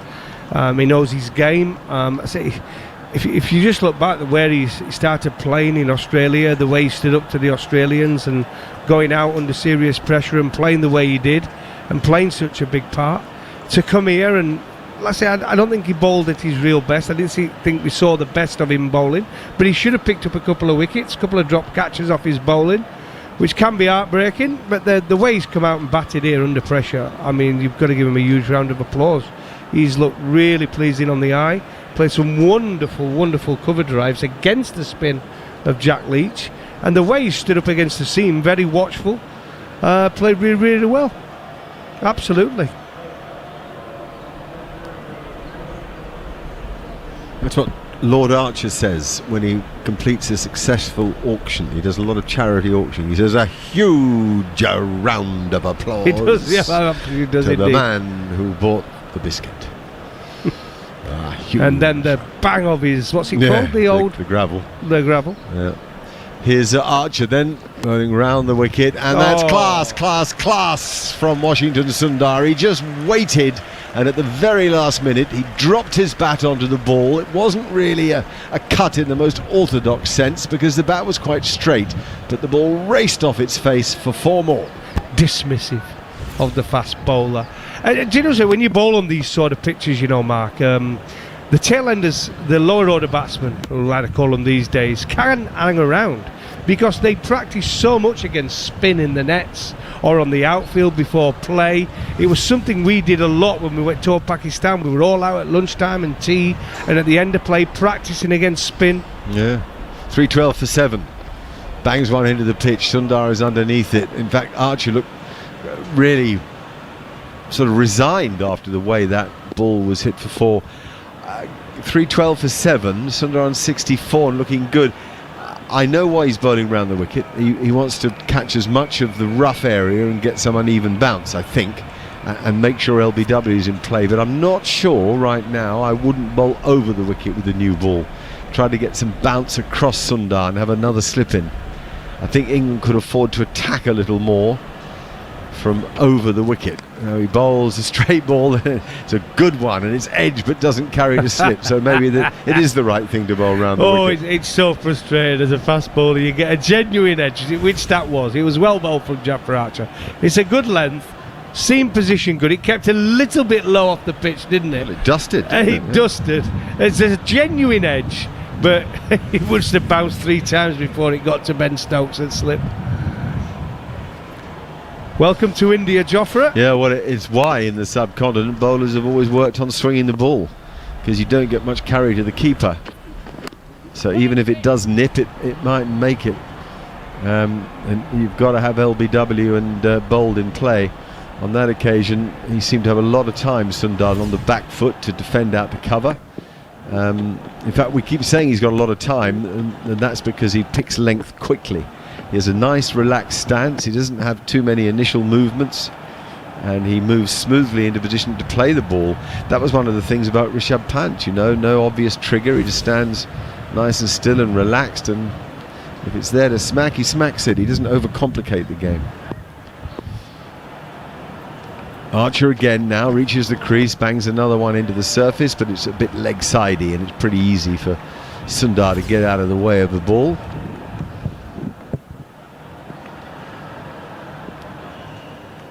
You can see the frustration really with Jofra Archer now. He's starting to bowl the odd short ball, isn't he? And that happens, you see, as a fast bowler. He picked up a couple with a new ball, with the first new ball, but with this second one, it seems to be a lot slower. The pitch is getting slower and lower as the game goes on. It's down the leg side, and actually it did have Sundar playing at the ball, sort of thing you could glove and get caught down the leg side. People often say it's a terrible death, in other words an unlucky way to get out if you're caught down the leg side, but sometimes I think you've got to weigh up, you know, what makes sense. And if you're facing someone who's quick and gets bounce from around a good length, you don't want to be fiddling around playing at balls around your body. You want to ride them and let them go by. I think Arm is the man to talk to about well, he is. He's the sort of bowler where that tall action, open chest, nip back, gloving it down the leg side. I didn't get many caught down the leg side, if I'm honest. You didn't get it to bounce that high. Well, I did. I got a bit of bounce for being a short type of ball. Don't bite. But it wasn't my sort of delivery. I didn't have that natural height like someone like the Steve Anderson or the Glenn McGrath or the Courtney Walsh. Here's Jack Leach, ball to Shahbaz Nadeem.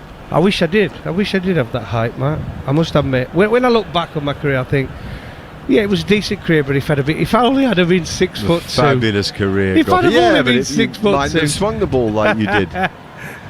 You might have had the physical power to keep going for so long. You know, a stringy body might have broken down easier. And the amazing thing, both my kids, I've got a kid at 6'4" and one at 6'2". How does that work?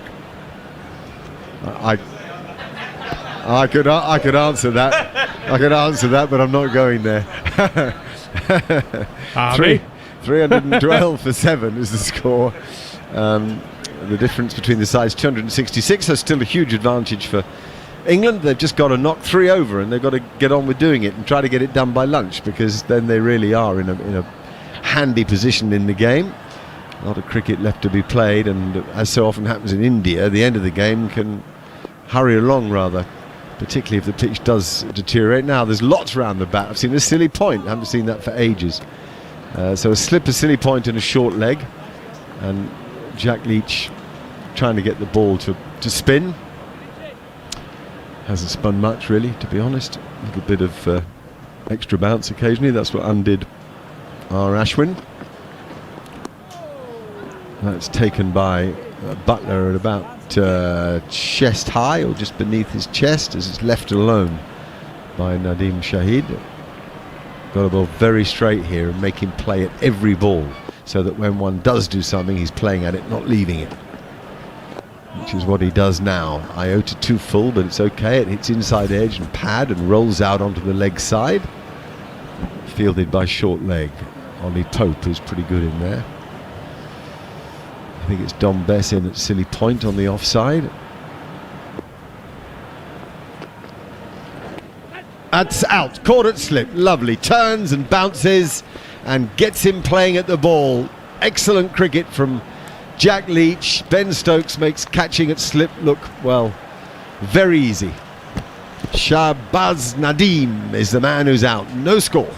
Big wicket for Jack Leach. That he's actually bowled really well today. If you consider he got the tap he did yesterday, he's bowled a better pace today. He's looked in the game, and that's a big wicket for him. He's already got the gallon up, gone for 100, but he's picked up 2 wickets now, and he's going to keep going because it's going to be a long series for Jack Leach. He's going to bowl plenty of overs. England will want him to play a big part and to go and get his second wicket. And India now 312 for 8.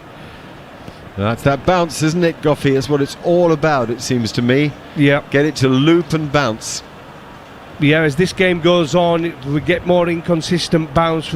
We often talk about with spinners, if you ask them, obviously they would like it to turn, but if it turns slowly and it turns low, they're not really in the game. But once you start getting bounce, and that comes into it, it puts doubt in the batsman's mind as well. Yeah, when England won here in 84-5, it was with Phil Edmonds and Pat Pocock bowling spin, and both could get bounce, Phil particularly. And then of course Graham Swan and Monty Panesar in 2012.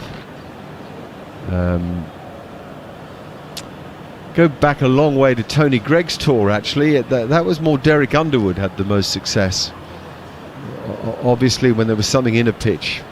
He was famous for wet pitches, deadly, but he was devastating on very dry spinning pitches as well. Bowled it quicker than most, sort of Kumble pace, I'd say. Here comes Leach then, set up now to bowl to Ishant Sharma, who likes to play back historically, but he takes the biggest stride I've ever seen him take in defending a ball to keep it out. So the end of that Jack Leach over, and a successful one. 312 for 8, and much depending on Washington Sundar for the Indians. It'll be interesting to see what happens now with Washington Sundar. He's got 64 runs to his name. India at 312 for 8, still a long way behind England. It's whether he decides he takes a few more risks and tries to score a bit quicker, because with Ishant Sharma and Jasprit Bumrah to come, not two of the greatest tail enders in world cricket, so it'll be interesting to see how he plays now, Washington. Ishant's a stayer. He didn't give it away. He got a great character for the game, isn't he? It also helps as a tail ender when you bat down the lower order. If you know it's a slow pitch and the fast bowler's not really going to hurt you, you can get stuck into the spinner, and that's when they can become really frustrating to bowler, because they do get that front pad down the pitch knowing they're not going to get their head knocked off. Yeah. Sundar 64. Ishant Sharma just come to the crease, got a career average of 8, but he has got a best score of 57, I've just seen. I remember a 30-odd, I saw him get one. 57 against West Indies. So England won't be wanting to see any of that. They don't want to see him in good form at all. They want to get this done before lunch, make their decision, probably to bat for a session and a half and to get bowling again. Jimmy Anderson coming into the attack. Do you see much of Derek Underwood bowl?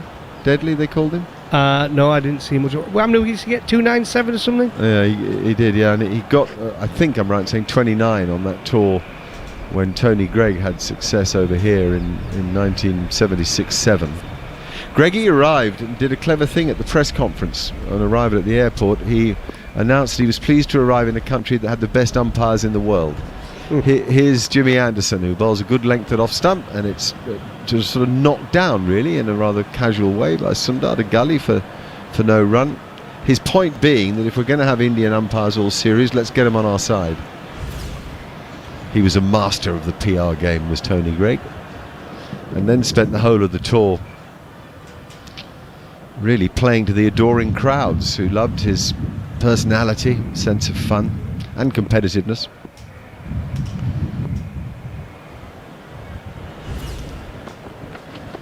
Oh, Washington Sundar has There we his go, there's your first answer. dip. That answers your question, Darren Gough. He does. That was a proper. He did have a wind-up, didn't he? He actually nowhere near it in the end. He actually a good ball from Jimmy Anderson round the wicket. Slightly moved away from the left-hander, but no feet. Just tried to waft it over mid-off. Got nowhere near it, actually. Well, there are two slips. There's a gap between them, so you call them first and third, really. There's a short extra cover, otherwise pretty orthodox field. Anderson again bowls a good one. That moves a bit. Lovely bowling from James Anderson. Went late, beat Sundar's forward defensive prod. Yeah, a little bit of movement. The last two deliveries from Jimmy. Round the wicket. Moving away from the left-hander. He's such a good bowler, Jimmy Anderson. Very little change in his action. That's reverse, isn't it? Yep, absolutely. With the new ball. Yep. Newish ball, 10 overs. He's got the rough side to the left, in other words, into the left-hander, but it's swinging away. It does it again, beats him. This time with a push drive that, in the end, looked a bit lazy, simply because the ball was the most perfect tempting length and undid him. Good signs, good signs. And I think as the game's gone on, it's 100% reversed quicker. Every new ball they've taken, and already we're getting reverse swing from Jimmy Anderson. So you get two dips at it. Yeah, we go with the new ball when it's hard, and we've seen with that big seam, he can take a little chunk of the wicket here and there and get that little bit of extra bounce. Then you come back after a little break, and you get a bit of reverse swing. Well, he's gone past his outside edge again. Sundar might argue he pulled his bat out of the way on that occasion, but 50-50 call. Fabulous over from Jimmy Anderson here, yet to take a wicket in the innings. Score 312 for 8. You might just be joining us for the first time, having woken up to see if England have knocked over India. Not yet. Took a bit of time to get the breakthrough. Then Jack Leach got our Ashwin with a lovely delivery. Caught off really the top sort of right-hand corner of the bat.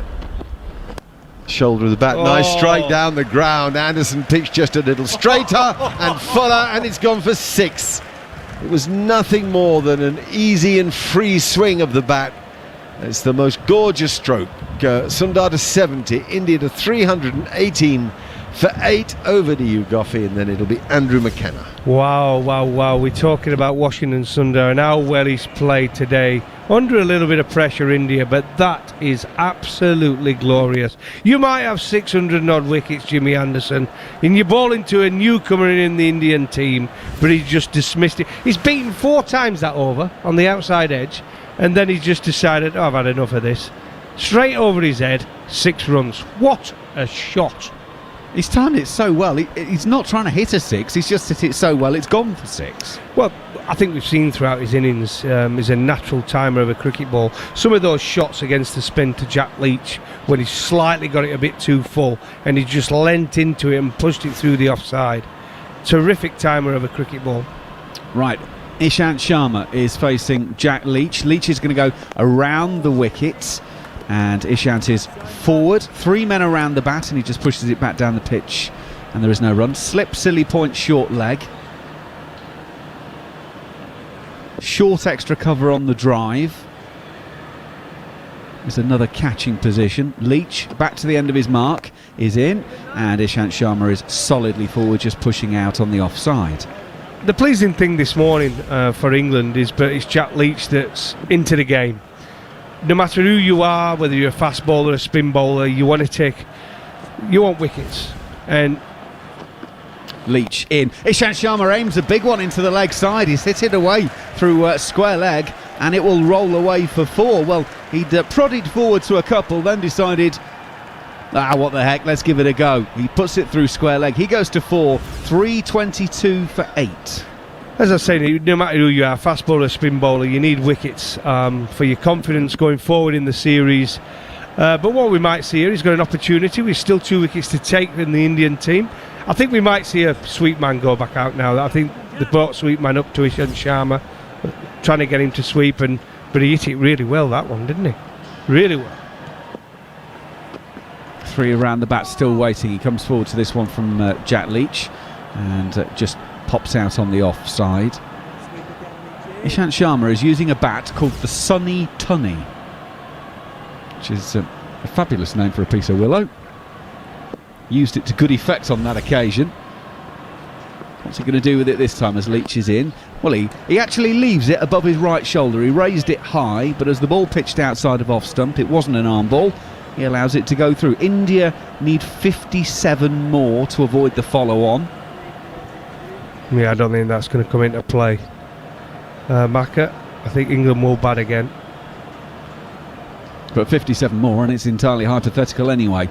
Leach is in, and that's another really big stride from Ishant Sharma to complete the over. 93 overs bowled. Here on TalkSport 2, India 322 for 8. Washington Sundar has 70, Ishant Sharma 4. It's been a fascinating test match. Really enjoyed this one, Macca. I think from the first day, we were all over the moon when England won the toss and decided to bat and got a huge score. They've been talking about it in the build-up to this test match. I thought India were disappointing at times during that, but the way England have been with the ball, and now we're seeing an Indian fight back, haven't we, on the last 2 sessions, and they've been excellent. It's been a great test match, some wonderful batting and some decent bowling. I wouldn't say outstanding bowling, some decent bowling so far in this test match. Well, it's a great match to set up the 3 that are going to follow, isn't it? There's a bit of everything in this one. We've got 3 tests, first 2 in Chennai back to back. There's 3 days between this match and the next one starting next Saturday. Then there's a week break as everyone trots off to Ahmedabad, and of course we've got a day-night game in Ahmedabad, and then a short break before the 4th test is back to a day game. So effectively 2 back-to-back test matches, sets of test matches in this series. Bit of everything. Yeah, can't ask for more than this. It's got a feeling of a late day 5 afternoon finish, this one. Anderson is going to bowl to Sundar, and it's out on the offside. Jack Leach will do the sweeping on the offside, and a single taken. Sundar goes to 71, 323 for 8. Yeah, clever there. Jimmy Anderson a man out deep on the boundary, just bowls it outside off stump. Sundar leans into it and just pushes it out. It's an easy one. Jimmy will be happy. He gets a chance now to bowl at Ishant Sharma. I'm sure he's dismissed him a few times in his career. They've both been around a long, long time. 142 matches, Ishant Sharma, in his first-class career. He's got 1,000 runs, so congratulations, Ishant. At an average of 8.85 with 2 50s. He brought up the 1,000 with that 4. Nice way to do it. Yeah, 1,000 runs. I mean, Joe Root's done that in, 2 innings virtually, but, yeah, absolutely. Right, how is Anderson going to attack? There's a short leg. There are the 2 slips. 3-card trick, 2 outswingers and an in-swinger. I love that. Not a bad option when to it comes off. Yeah. There's the close mid-wicket catching, and also a very straight mid-on, which is Joe Root, and it's an outside edge from Ishant Sharma that, in fairness, he's fiddled it into the offside and goes straight down. It wasn't what you'd call convincing, but he played it well enough to keep James Anderson out on that occasion. Well, his feet were all over the shop. Basically, his shoelaces were tight together playing that. What there was, though, was another big puff of dust as that ball landed in the surface. We are seeing that more and more regularly. Which is good for England. Absolutely. slip, gully, backward point, waiting. Ishant has gone across his stumps there. If he misses that, then he's walking back to the pavilion, taking his gloves off and bat tucked under his arm, but he got something on it. He would have been stone cold LBW, but wasn't. Jared Kimber. Ishant Sharma has faced James Anderson in 17 test matches. Well, sorry, they've gone up against each other in 17 test matches, but Anderson's only got him out 3 times. Wow. And just to put that in context, Alistair Cook has got Ishant Sharma out once. Oh, yes. When he was imitating Bob Willis, if I remember correctly. It was. Down the leg side, wasn't it? Strangled down the leg side. Anderson into Ishant. A little bit of shape back into the right-hander, and he's just pushing back down the pitch. No run. Dear me, getting out to Alistair Cook. I mean... Yeah, hang on, it's worse moment than that though, Goffey. It's getting out to Alistair Cook doing impressions of Bob Willis. I remember it. Do you know my worst moment in cricket was a first-class game playing at Abbeydale, Joe Root's home club. Played against Derbyshire. And Dominic Cork got me out. But Dominic Cork getting me out is no like me because he's a good quality bowler, but he got me out bowling off spin. Off spin. Why? Anderson goes in. Ishant has flipped this up in the air and will be caught by Ollie Pope at short leg. It got big on him, roundabout chest high, and instead of being able to ride the bounce, he ended up just flipping it up in the air, and James Anderson has his first of the innings, and India are 9 down. 323 for 9, and Anderson is into the game. I think that might be a cross seamer, wasn't it, Goffey? Yeah, cross seam. Sometimes a short ball on a slow pitch, it can be difficult, especially for the tail enders. The natural reaction against the quicks is obviously to sway or duck, but sometimes when it's slow, it's in your mind. It was a good height, and he just fended it off there to short leg. And Ollie Pope, we all know what Ollie Pope's like in at short leg. He's one of the best fielders around in there, but he shan't not be disappointed to get bounced out on one of the slowest pitches probably in world cricket. But Jimmy Anderson will be happy. Picked up another wicket. So they go with the plenty he's got in Test cricket, and he brings in another tail ender, Jasprit Bumrah. Well, Jasprit Bumrah only bats at 11 because there aren't 12 in a side.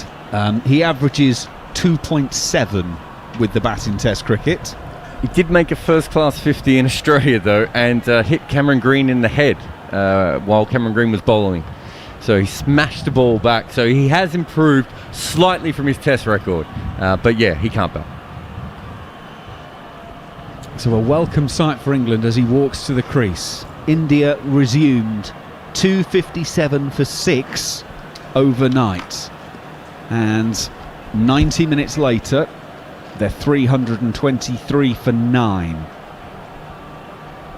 They are 255 behind. And Bumrah has marked his guard.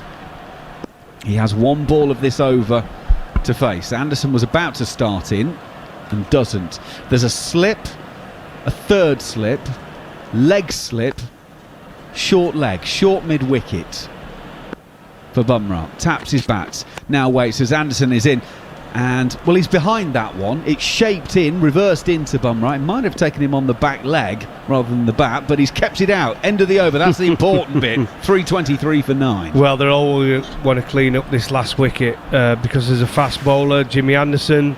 It's been hard work bowling in these conditions. He's managed to pick up a wicket, which is always a relief when you go on any tour with England. You want to get that first wicket, and so Jimmy's got that out of the way now, and he can take another one with him and finish with decent figures, to be fair. And the same with Jack Leach at the other end.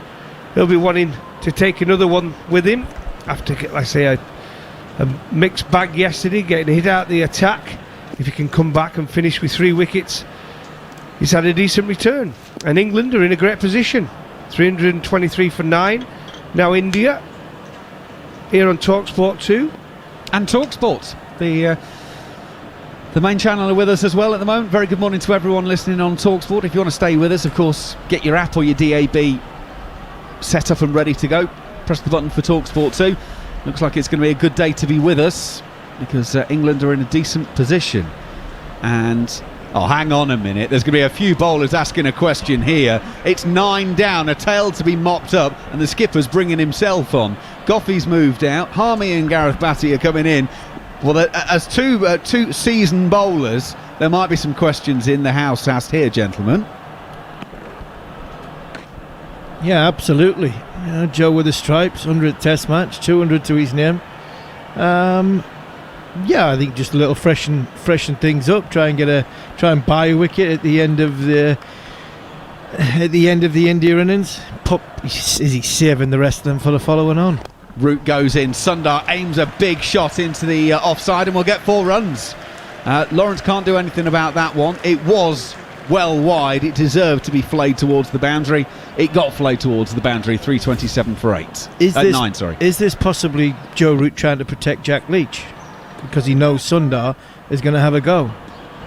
It could be, but Besser's got 4 wickets. Why not give him the opportunity for 5? It might also be just the captain getting a bit of a feel for something, and sometimes with ball in hand you get more of a feel. Only one slip in place, one close catch at Sundar aims a huge hack at Joe Root. They will take 1. He's inside edged it out to the sweeper at mid-wicket, and they will scamper back for 2. Cracking running from India on that occasion. 329 for 9. They're now 50 runs away from avoiding the follow-on. And it looks like Sundar's going to try and get them as close to that as possible, judging by the way he's playing.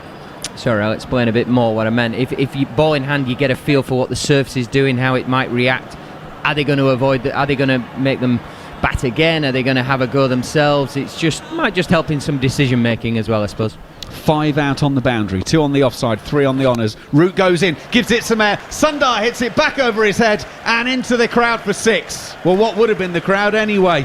It's as clean a hit as there's been in the innings so far. Sundar goes to 83 from 131 balls. They're 335 for 9. What a fantastic strike this is by Washington Sundar. Ball just above the eye line, just outside off stump. Not on the rough side, it's hit the good part of the wicket, probably pitched just outside off stump. And the full flare in the bat, straight back over the bowler's head, into where the groundsmen are. It's all boarded up there at this moment in time. A fantastic shot by this young, very, very, very exciting young Indian off-spin all-rounder, and he's carrying on from where he was in the IPL. Had a fantastic IPL in 2021. It would have been 2020, 2021, and he's showing everybody that he has got a very, very intelligent cricket brain. He has got some talent. Root goes in again. It's a little bit wider, and on this occasion Sundar was setting himself for something big and ends up changing his mind and tries to guide it through point, but can't beat the fielder there, and there is no run. It possibly bats. Another theory for Joe Root. Is he basically, because Washington Sundar was on strike, is he trying to work out, well, then he can get Bess on?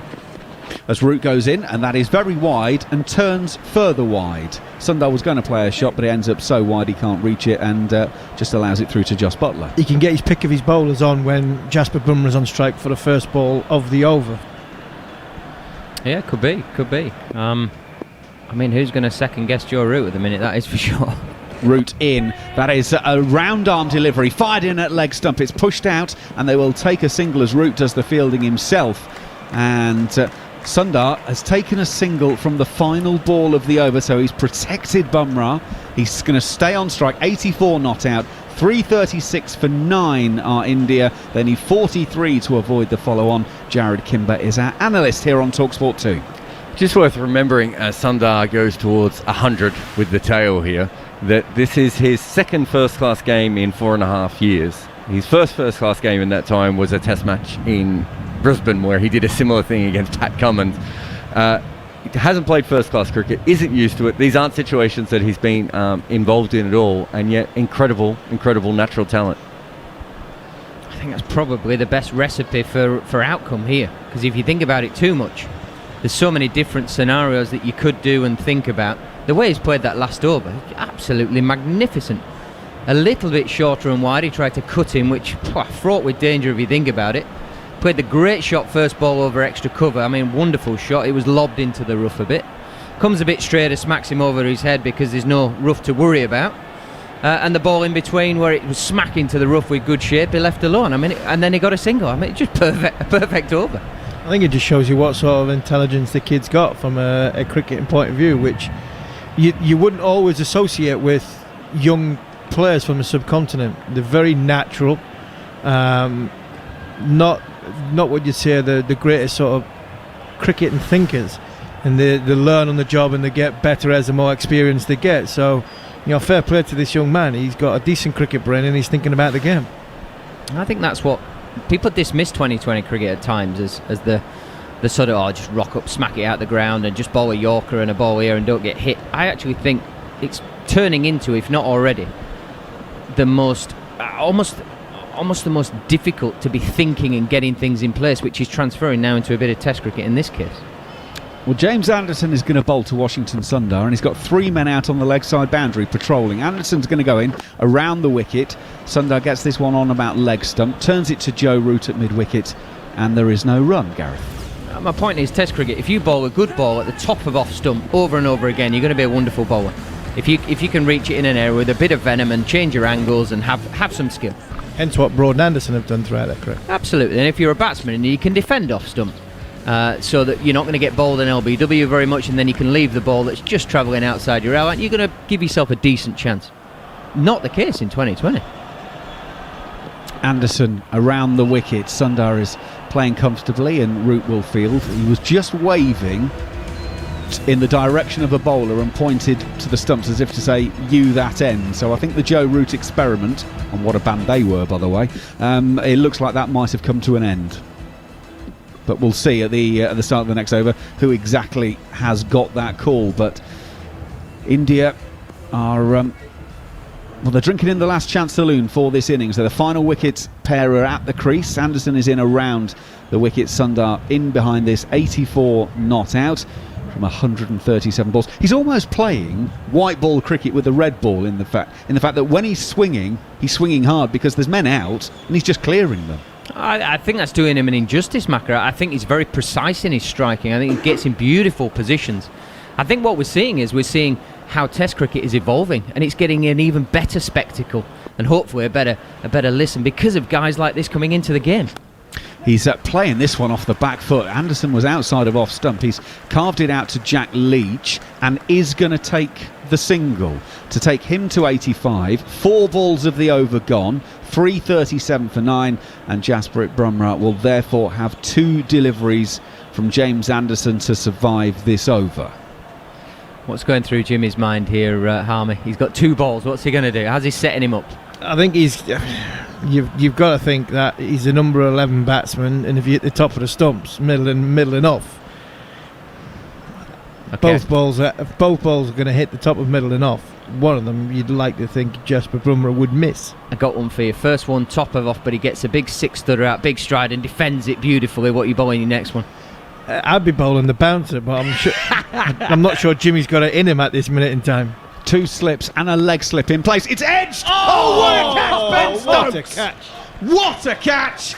Going away to his right-hand side. He's taken it off of the grass top, really. He's got his fingers underneath it.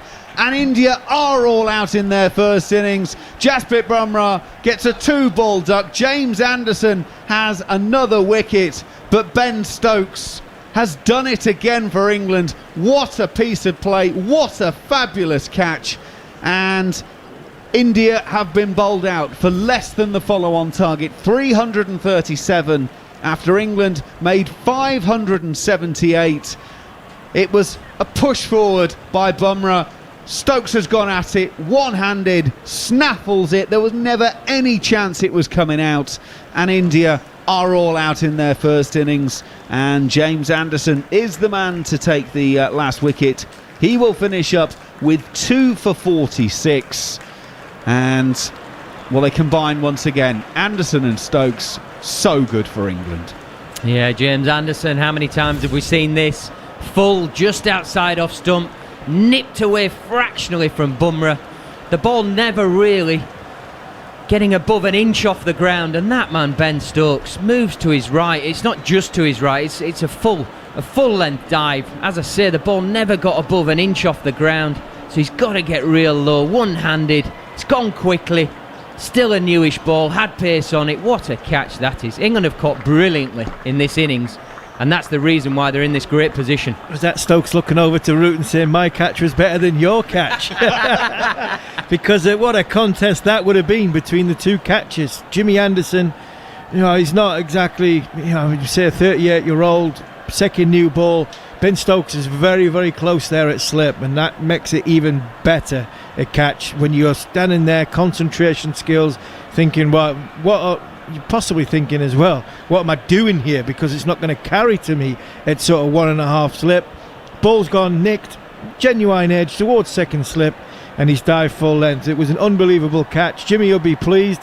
Bats mentioned what will be going through Jimmy Anderson's mind. It's probably, can we get off this field as quickly as we possibly can? Fielding like that, catches like that, that's what you want from your fielders, because it's toil, it's hard work.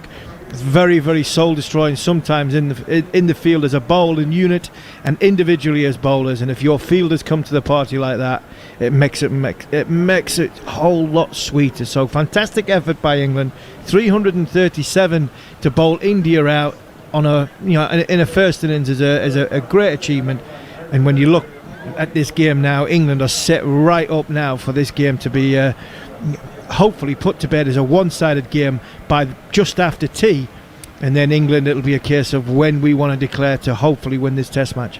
Washington Sundar has finished 85 not out from 138 balls with 12 fours and 2 sixes. What an innings from him. I can tell you, by the way, we were almost certain that was going to be the case anyway. England have not enforced the follow-on. Ishant Sharma is out on the outfield in his whites, doing some loosening up, so he is bowling, and the roller, it looks like a medium-ish roller. It's not the baked bean can that we saw previously. They've gone for the medium roller, so England will be batting once again. Jared? Just on the follow-on, so historically 70% of occasions where you could enforce a follow-on in Test cricket, it used to be enforced, and we're now pretty much at 50-50 when it comes to enforcing the follow-on, and that's because of back-to-back Test matches as much as anything, and trying to protect your seam bowlers and all the sorts of things that they didn't really worry about with amateur days, because it didn't matter what you did to the bloke from the mine, you just find another guy from the mine. Yeah, absolutely. Right, well, first innings is completed. We've reached the halfway point in this game. I'm going to shift out the way as Neil Manthorpe can bring you all of the details of that Indian innings, and then prepare for the England second innings as they try and push on towards victory here on TalkSport 2.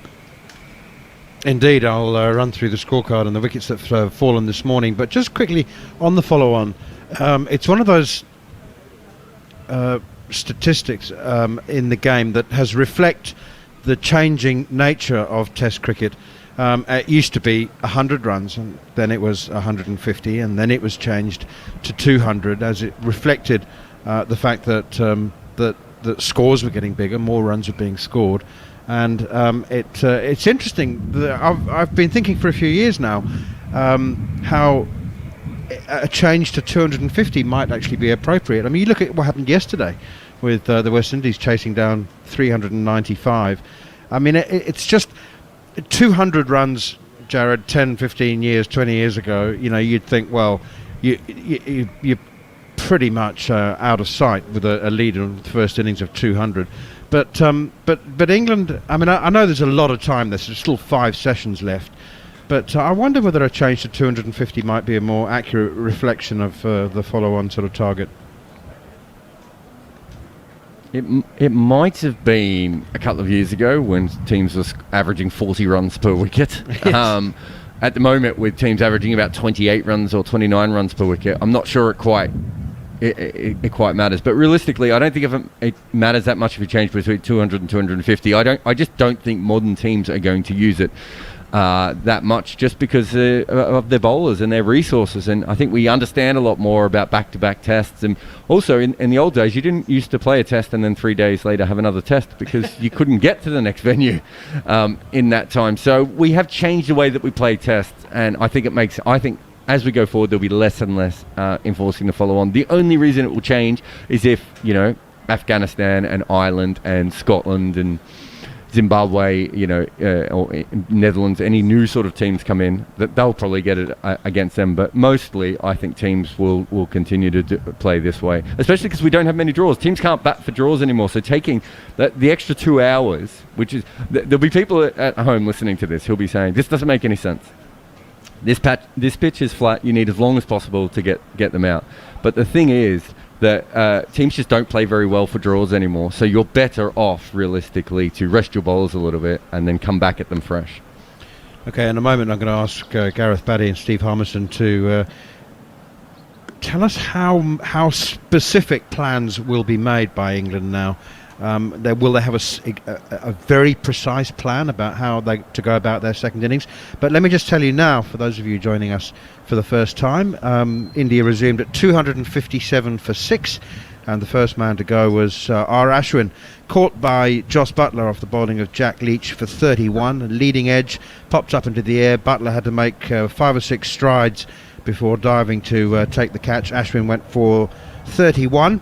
Shahbaz Nadeem, caught by Ben Stokes, low down off Jack Leach once again without scoring. And then Ishant Sharma, the 9th man, caught at short leg, bounced out by Jimmy Anderson. Ollie Pope takes the catch. Ishant Sharma went for 4, and last man, Jasprit Bumrah, caught brilliantly, one-handed, spectacular catch by Ben Stokes at slip off Jimmy Anderson for another duck. And India were 337 all out, trailing by 241. Jimmy Anderson, 16.5 overs, 5 maidens, 2 for 46. Thanks for coming. 2 for 46 out of a total of 337. Jofra Archer got rid of the openers. 21 overs, 3 maidens, 2 for 75. Ben Stokes didn't bowl this morning. 6 overs, 1 maiden, none for 16. Jack Leach, what a comeback for Jack Leach. Absolutely extraordinary. Went for 60 in his first 6 overs. 59 actually. Almost 10 and over. 24 overs, 5 maidens, 2 for 105. They are absolutely respectable figures, especially considering what happened to him yesterday at the beginning. Dom Best, 26 overs, 5 maidens, 4 for 76, and Joe Root, 2 overs for 14. 241 runs is the lead. There's a lot of time left in the game, and I'm really interested, gentlemen, in how specific the plans would be. How much flexibility is there now? Will England know exactly how long they want to bat for? How many overs they want to bowl India out a second time? Do runs matter? I think runs do matter to an extent. We saw with Sundar there that the Indian players are not worried about spin, and they can be very, very expansive, particularly as the pitch breaks up a bit more. It almost gets them out of the decision-making process and says, I'm going to be more attacking, I'm going to put the bowler under more pressure. I'd be tempted to go Buttler up the top now, just as a bit of a change. He does it in the IPL in India, so he knows conditions. I just think with the newer ball, it's going to be the best time to score, and it's potentially a way of putting India on the back foot and get the field set deep, so you can be accumulating the whole time through your innings, which then the decisions that you are touching on, time or overs or runs, become that bit easier, and you're a bit more in a position of power and strength to go with a bit more gut feel once you feel you're somewhere near. That's a bit of out of the box lateral thinking. That hadn't occurred to me. Yeah, I quite like that positivity, and I think the mental mindset that would set not only from England to say, right, we're going to go and win this game now. So the message in the dressing room is we are setting ourselves to go and win this cricket match. And also, if it comes off, if Jos comes off, or Ben Stokes goes at them 2 go at 3 and 4, shall we say, and all of a sudden it does come off for 10 overs, then all of a sudden the mental mindset from India is, well, we've got no chance now of winning this test match, and it's basically survival for the next day and a quarter. So when you look at what's left in the game, you look potentially looking at about 155 overs left in the match, in this test match. The scoring rate's been quite high anyway. England's scoring rate was just over 3, and India scored at 3.5. So if you're thinking you need, as Darren was wanting, 4 sessions, 120 overs to bowl them out, you're looking at 30 to 35 overs potentially without a change of innings, unless you change it a break. And if you go at 3.5, 4 and over of there, then all of a sudden you're looking ballpark figure of around about 380, 400 without even trying, because that's the natural scoring rate of the test match. So if you try and up that tempo, you're going to get into 400 territory, 424, and we've seen so far in world cricket that, saying that yesterday, it was a 390 chase, but I don't think that you could do that on this sort of surface. So for me, I think would be a good message to send Buttler Stokes in at sort of 3-4, but we're talking about Root, who's just getting a double century. England were probably looking to score around about 4 and over for 30 overs, and then see where we're at. And I think if they do that, then they're in a commanding position. Well, we're about to get underway, and the first over is bowled by R. Ashwin, and he's taken a wicket. He's spun it past Rory Burns onto the outside edge, and it's caught by Pujara at slip. Oh my goodness me, Burns has gone. First delivery of the second innings for England. 0 for 1. Ashwin has his wicket. Turn and bounce, outside edge, a classic off-spinner's wicket. Oh, coach's dream this. They've given the new ball to the great Ravi Ashwin. And what a ball. It's right on the button. It's that beautiful area just outside off stump with a new ball where you know it can skid in and still challenge off stump. Not on this occasion. It's got that beautiful drop. It's dropped out of the sky. Rory Burns pushing forward, caught the outside edge, a little bit of spin, and gone through nicely around shin height to the first slip position. I mean, what a start from India. This game is just ebbing and flowing. It's rocking back and forth. England is still massively in the ascendancy, but this was always my fraction of a worry. You give the Indian spinners a sniff, and this is a bit more than a sniff. First ball wicket for Ravi Ashwin. You just feel like they can maybe just grab a bit more of a stranglehold in this game. The reason I was asking about the specificity of the England plan, you know, how clear are they about their goal, is that if they're just going out to bat a bit of time, just to use up a bit of time, and they're not really clear in the direction they want to go and the targets they want to achieve, that's when wobbles can develop.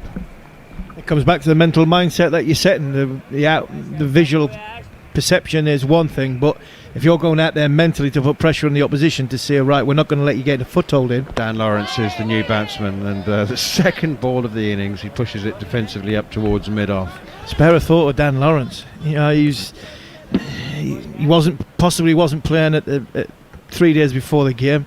He comes in now. He's batting at number 3. Here he comes, Ashwin again, and forward comes Lawrence, pushing it defensively out on the onside. He waits for a while. He sits for a while for his pads on. Openers do quite well. He gets a sink, gets water. Doesn't really get a. Ashwin again, nudged away by Lawrence with the spin. It was just short enough for him to play it off the wicket. Ishant Sharma fields. He hardly gets anything in the first innings, and he comes in second ball of the second innings with Ravi Ashwin with a ball on him. It's big pressure for the young man. Yeah, he's on a pair, I think, isn't he, Armin? Ashwin in once again. That one spins sharply once again, as it always does from Ashwin. Virtually always does. It certainly does on day 4, and it's gone down the left leg side. It was a beautiful delivery from Ashwin to get rid of Burns, to be fair. I mean, the opener didn't do anything wrong. He's a world class bowler, and Rory Burns won't be the first, and he's not the first, and he won't be the last. Right, there's 3 men close catching positions: a slip, a leg slip, and a short leg. And it's Dan Lawrence on strike, last ball of the first over, and one is punched away off the back foot, very well fielded by Shubman Gill at short leg. That's come off the full face of the bat, punched away. Virat Kohli, not for the first time, is absolutely bubbling. I would say almost boiling over. I mean, the way he celebrated that wicket, he just looks like a man who's given his team a big talk about how they can still win this Test match. Yeah, and I truly think they will be thinking that if they can roll England for, say, 100 or something, which I'm not saying will happen, but, you know, stranger things have happened. We're talking about the best off-spinner in the world operating at the best time for him, because he's not just relying on the spin. It showed that last over to Lawrence. He's so smart with his angles. The one that went down the leg side, if that's in England, your coach is saying, what a rubbish ball that is. He's got a leg slip and short leg. There's only one way the ball's going if he hits it. It's going straight at your catches with a square leg to keep him on strike. This guy's so smart. He's worked out the angles. It's not just about how much spin. He's just all over the England batsman, and he will feel like this is a moment now. And spinners like this, a bit of added pressure. It's that extra bit of tenseness in the batsman because they feel the pressure around the bat. There's a bit more chirp.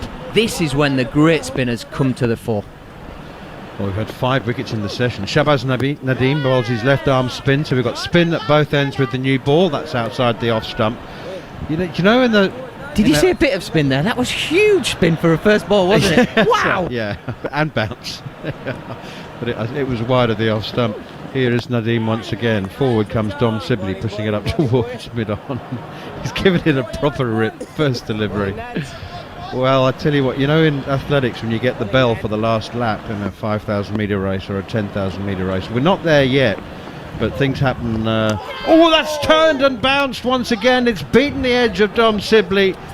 He pushed forward at that, did nothing wrong, played the line, and it's just fizzed and ripped past the outside edge.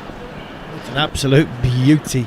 Lunch is possibly going to come just at the right time for England here, just to dampen the Indian spirits, because India are all over England here. Hear the chirp of Rishi Pant, Rihani at first slip, who's not the most vocal anywhere. India really feel as though they've got an advantage here, and there are only 3 balls probably to lunch. They'll try and take Dom Sibley with them.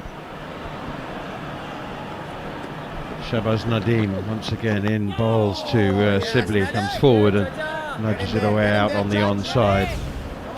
Yeah, because of that turn and bounce now, there's a slip, a gully and a silly point. So all the fielders on the offside expecting that ball to be spitting on the outside edge or the gloves of Sibley, only ever going in that offside position, or so the Indians think. England 0 for 1. They've lost Rory Burns for a first ball duck as Shahbaz Nadeem in once again off the back foot, punched away. Good looking shot from Sibley, but straight to Shubman Gill. Virat Kohli is just absolutely boiling over. There goes the no ball. Last orders. It's ridiculous. India bowled 20 no balls, over half of them from the spinners in the first innings. That's not a small one, eh? No, it was. He was well over. It's the second most they've bowled in a test innings, no balls. England off the mark then. That's their first run, 1 for 1 in the second over. Spin from both ends with the new ball. England with a first innings lead of 241, having bowled India out for 337. 2 wickets for Jack Leach. Outside the off stump, quicker one from Shahbaz Nadeem, and it's left alone. It was just wide enough. Well, I tell you, that my analogy about the bell. The point about the bell used to be that the race would really kick off, and suddenly everybody would be belting for home, and the race is suddenly on. I don't think we're at the bell because we've still got 5 sessions left. But as we have become so accustomed to seeing, the game is accelerating onto the 4th morning. We've had 5 wickets already, and all those people who are thinking, this is going to be a draw, isn't it? I don't think so.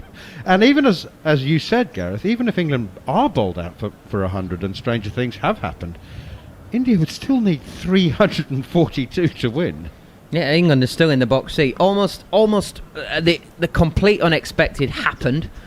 And India got a real stronghold. It's still very much in favour. In fact, the numbers would be incredibly in favour of England. Absolutely. And to be honest, it's one of them ones where when you say probably got 150 overs left of the game.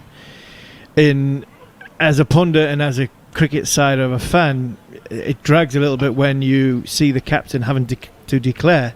It arguably could be better for the game, for this test match, if England get bowled out for 120. England get bowled out for 120, then India have to chase 360. England know everything that's going. All of a sudden, if England, do we declare around about 380, 400, the take 8 or 9 overs too long, then all of a sudden that might affect what happens at the end of the game. So arguably, it could be in England's benefit to get bowled out for around about 120, 150 in this sort of next session and a bit. And then Joe hasn't got a decision to make. There's no dead overs, and we've definitely got a game on then. Yeah, for the here and now, yes, I kind of get that argument. But the bigger picture, there's still 3 test matches after this, and if a few batters fail, again, all of a sudden you're going into the next one. All of a sudden, there's those memories of he's nicked me off here, he's done me there. All these numbers that we hear about that are bandied around more, the methods of dismissal. There's more Jarrads kicking around saying, this bloke always gets out to this type of bowler. The pressure just builds up, and I think that is where Virat Kohli is so animated at the minute. He's thinking, how can we affect yes, now, but actually the knock-on effect going into the next 2, 3, 4 games would be massive for an Indian point of view. Well, they've probably got that with Burns, and Root's gone the other way. If they could knock Sibley over, yes, I agree with that. What happened, especially if the left armour could knock him over because of what happened in Sri Lanka. England, I think, still have to come out and be positive. The mindset of being positive, the Stokes, the Roots, the Butlers, the experienced players, come out and be positive and get England into a position where there is a 4 in front of the 4th innings target for India. Because, like I've said, this is, yes, they want to try and buy some time. To give them as much time as they can to bowl them out, but they want to be able to win the Test match. They've got India in a position where not many overseas teams get the home side, and that's in a match-winning position. They don't want to blow it. I tell you what, it's all kicking off. It's all fizzing and buzzing now. The anticipation, the excitement as we head into the final 5 sessions of this Test match. England earning themselves what would ordinarily be a match-controlling, if not necessarily match-winning lead of 241 runs on the first innings. But suddenly they lost Rory Burns to the first ball of their second innings, and they're now 1 for 1 at lunch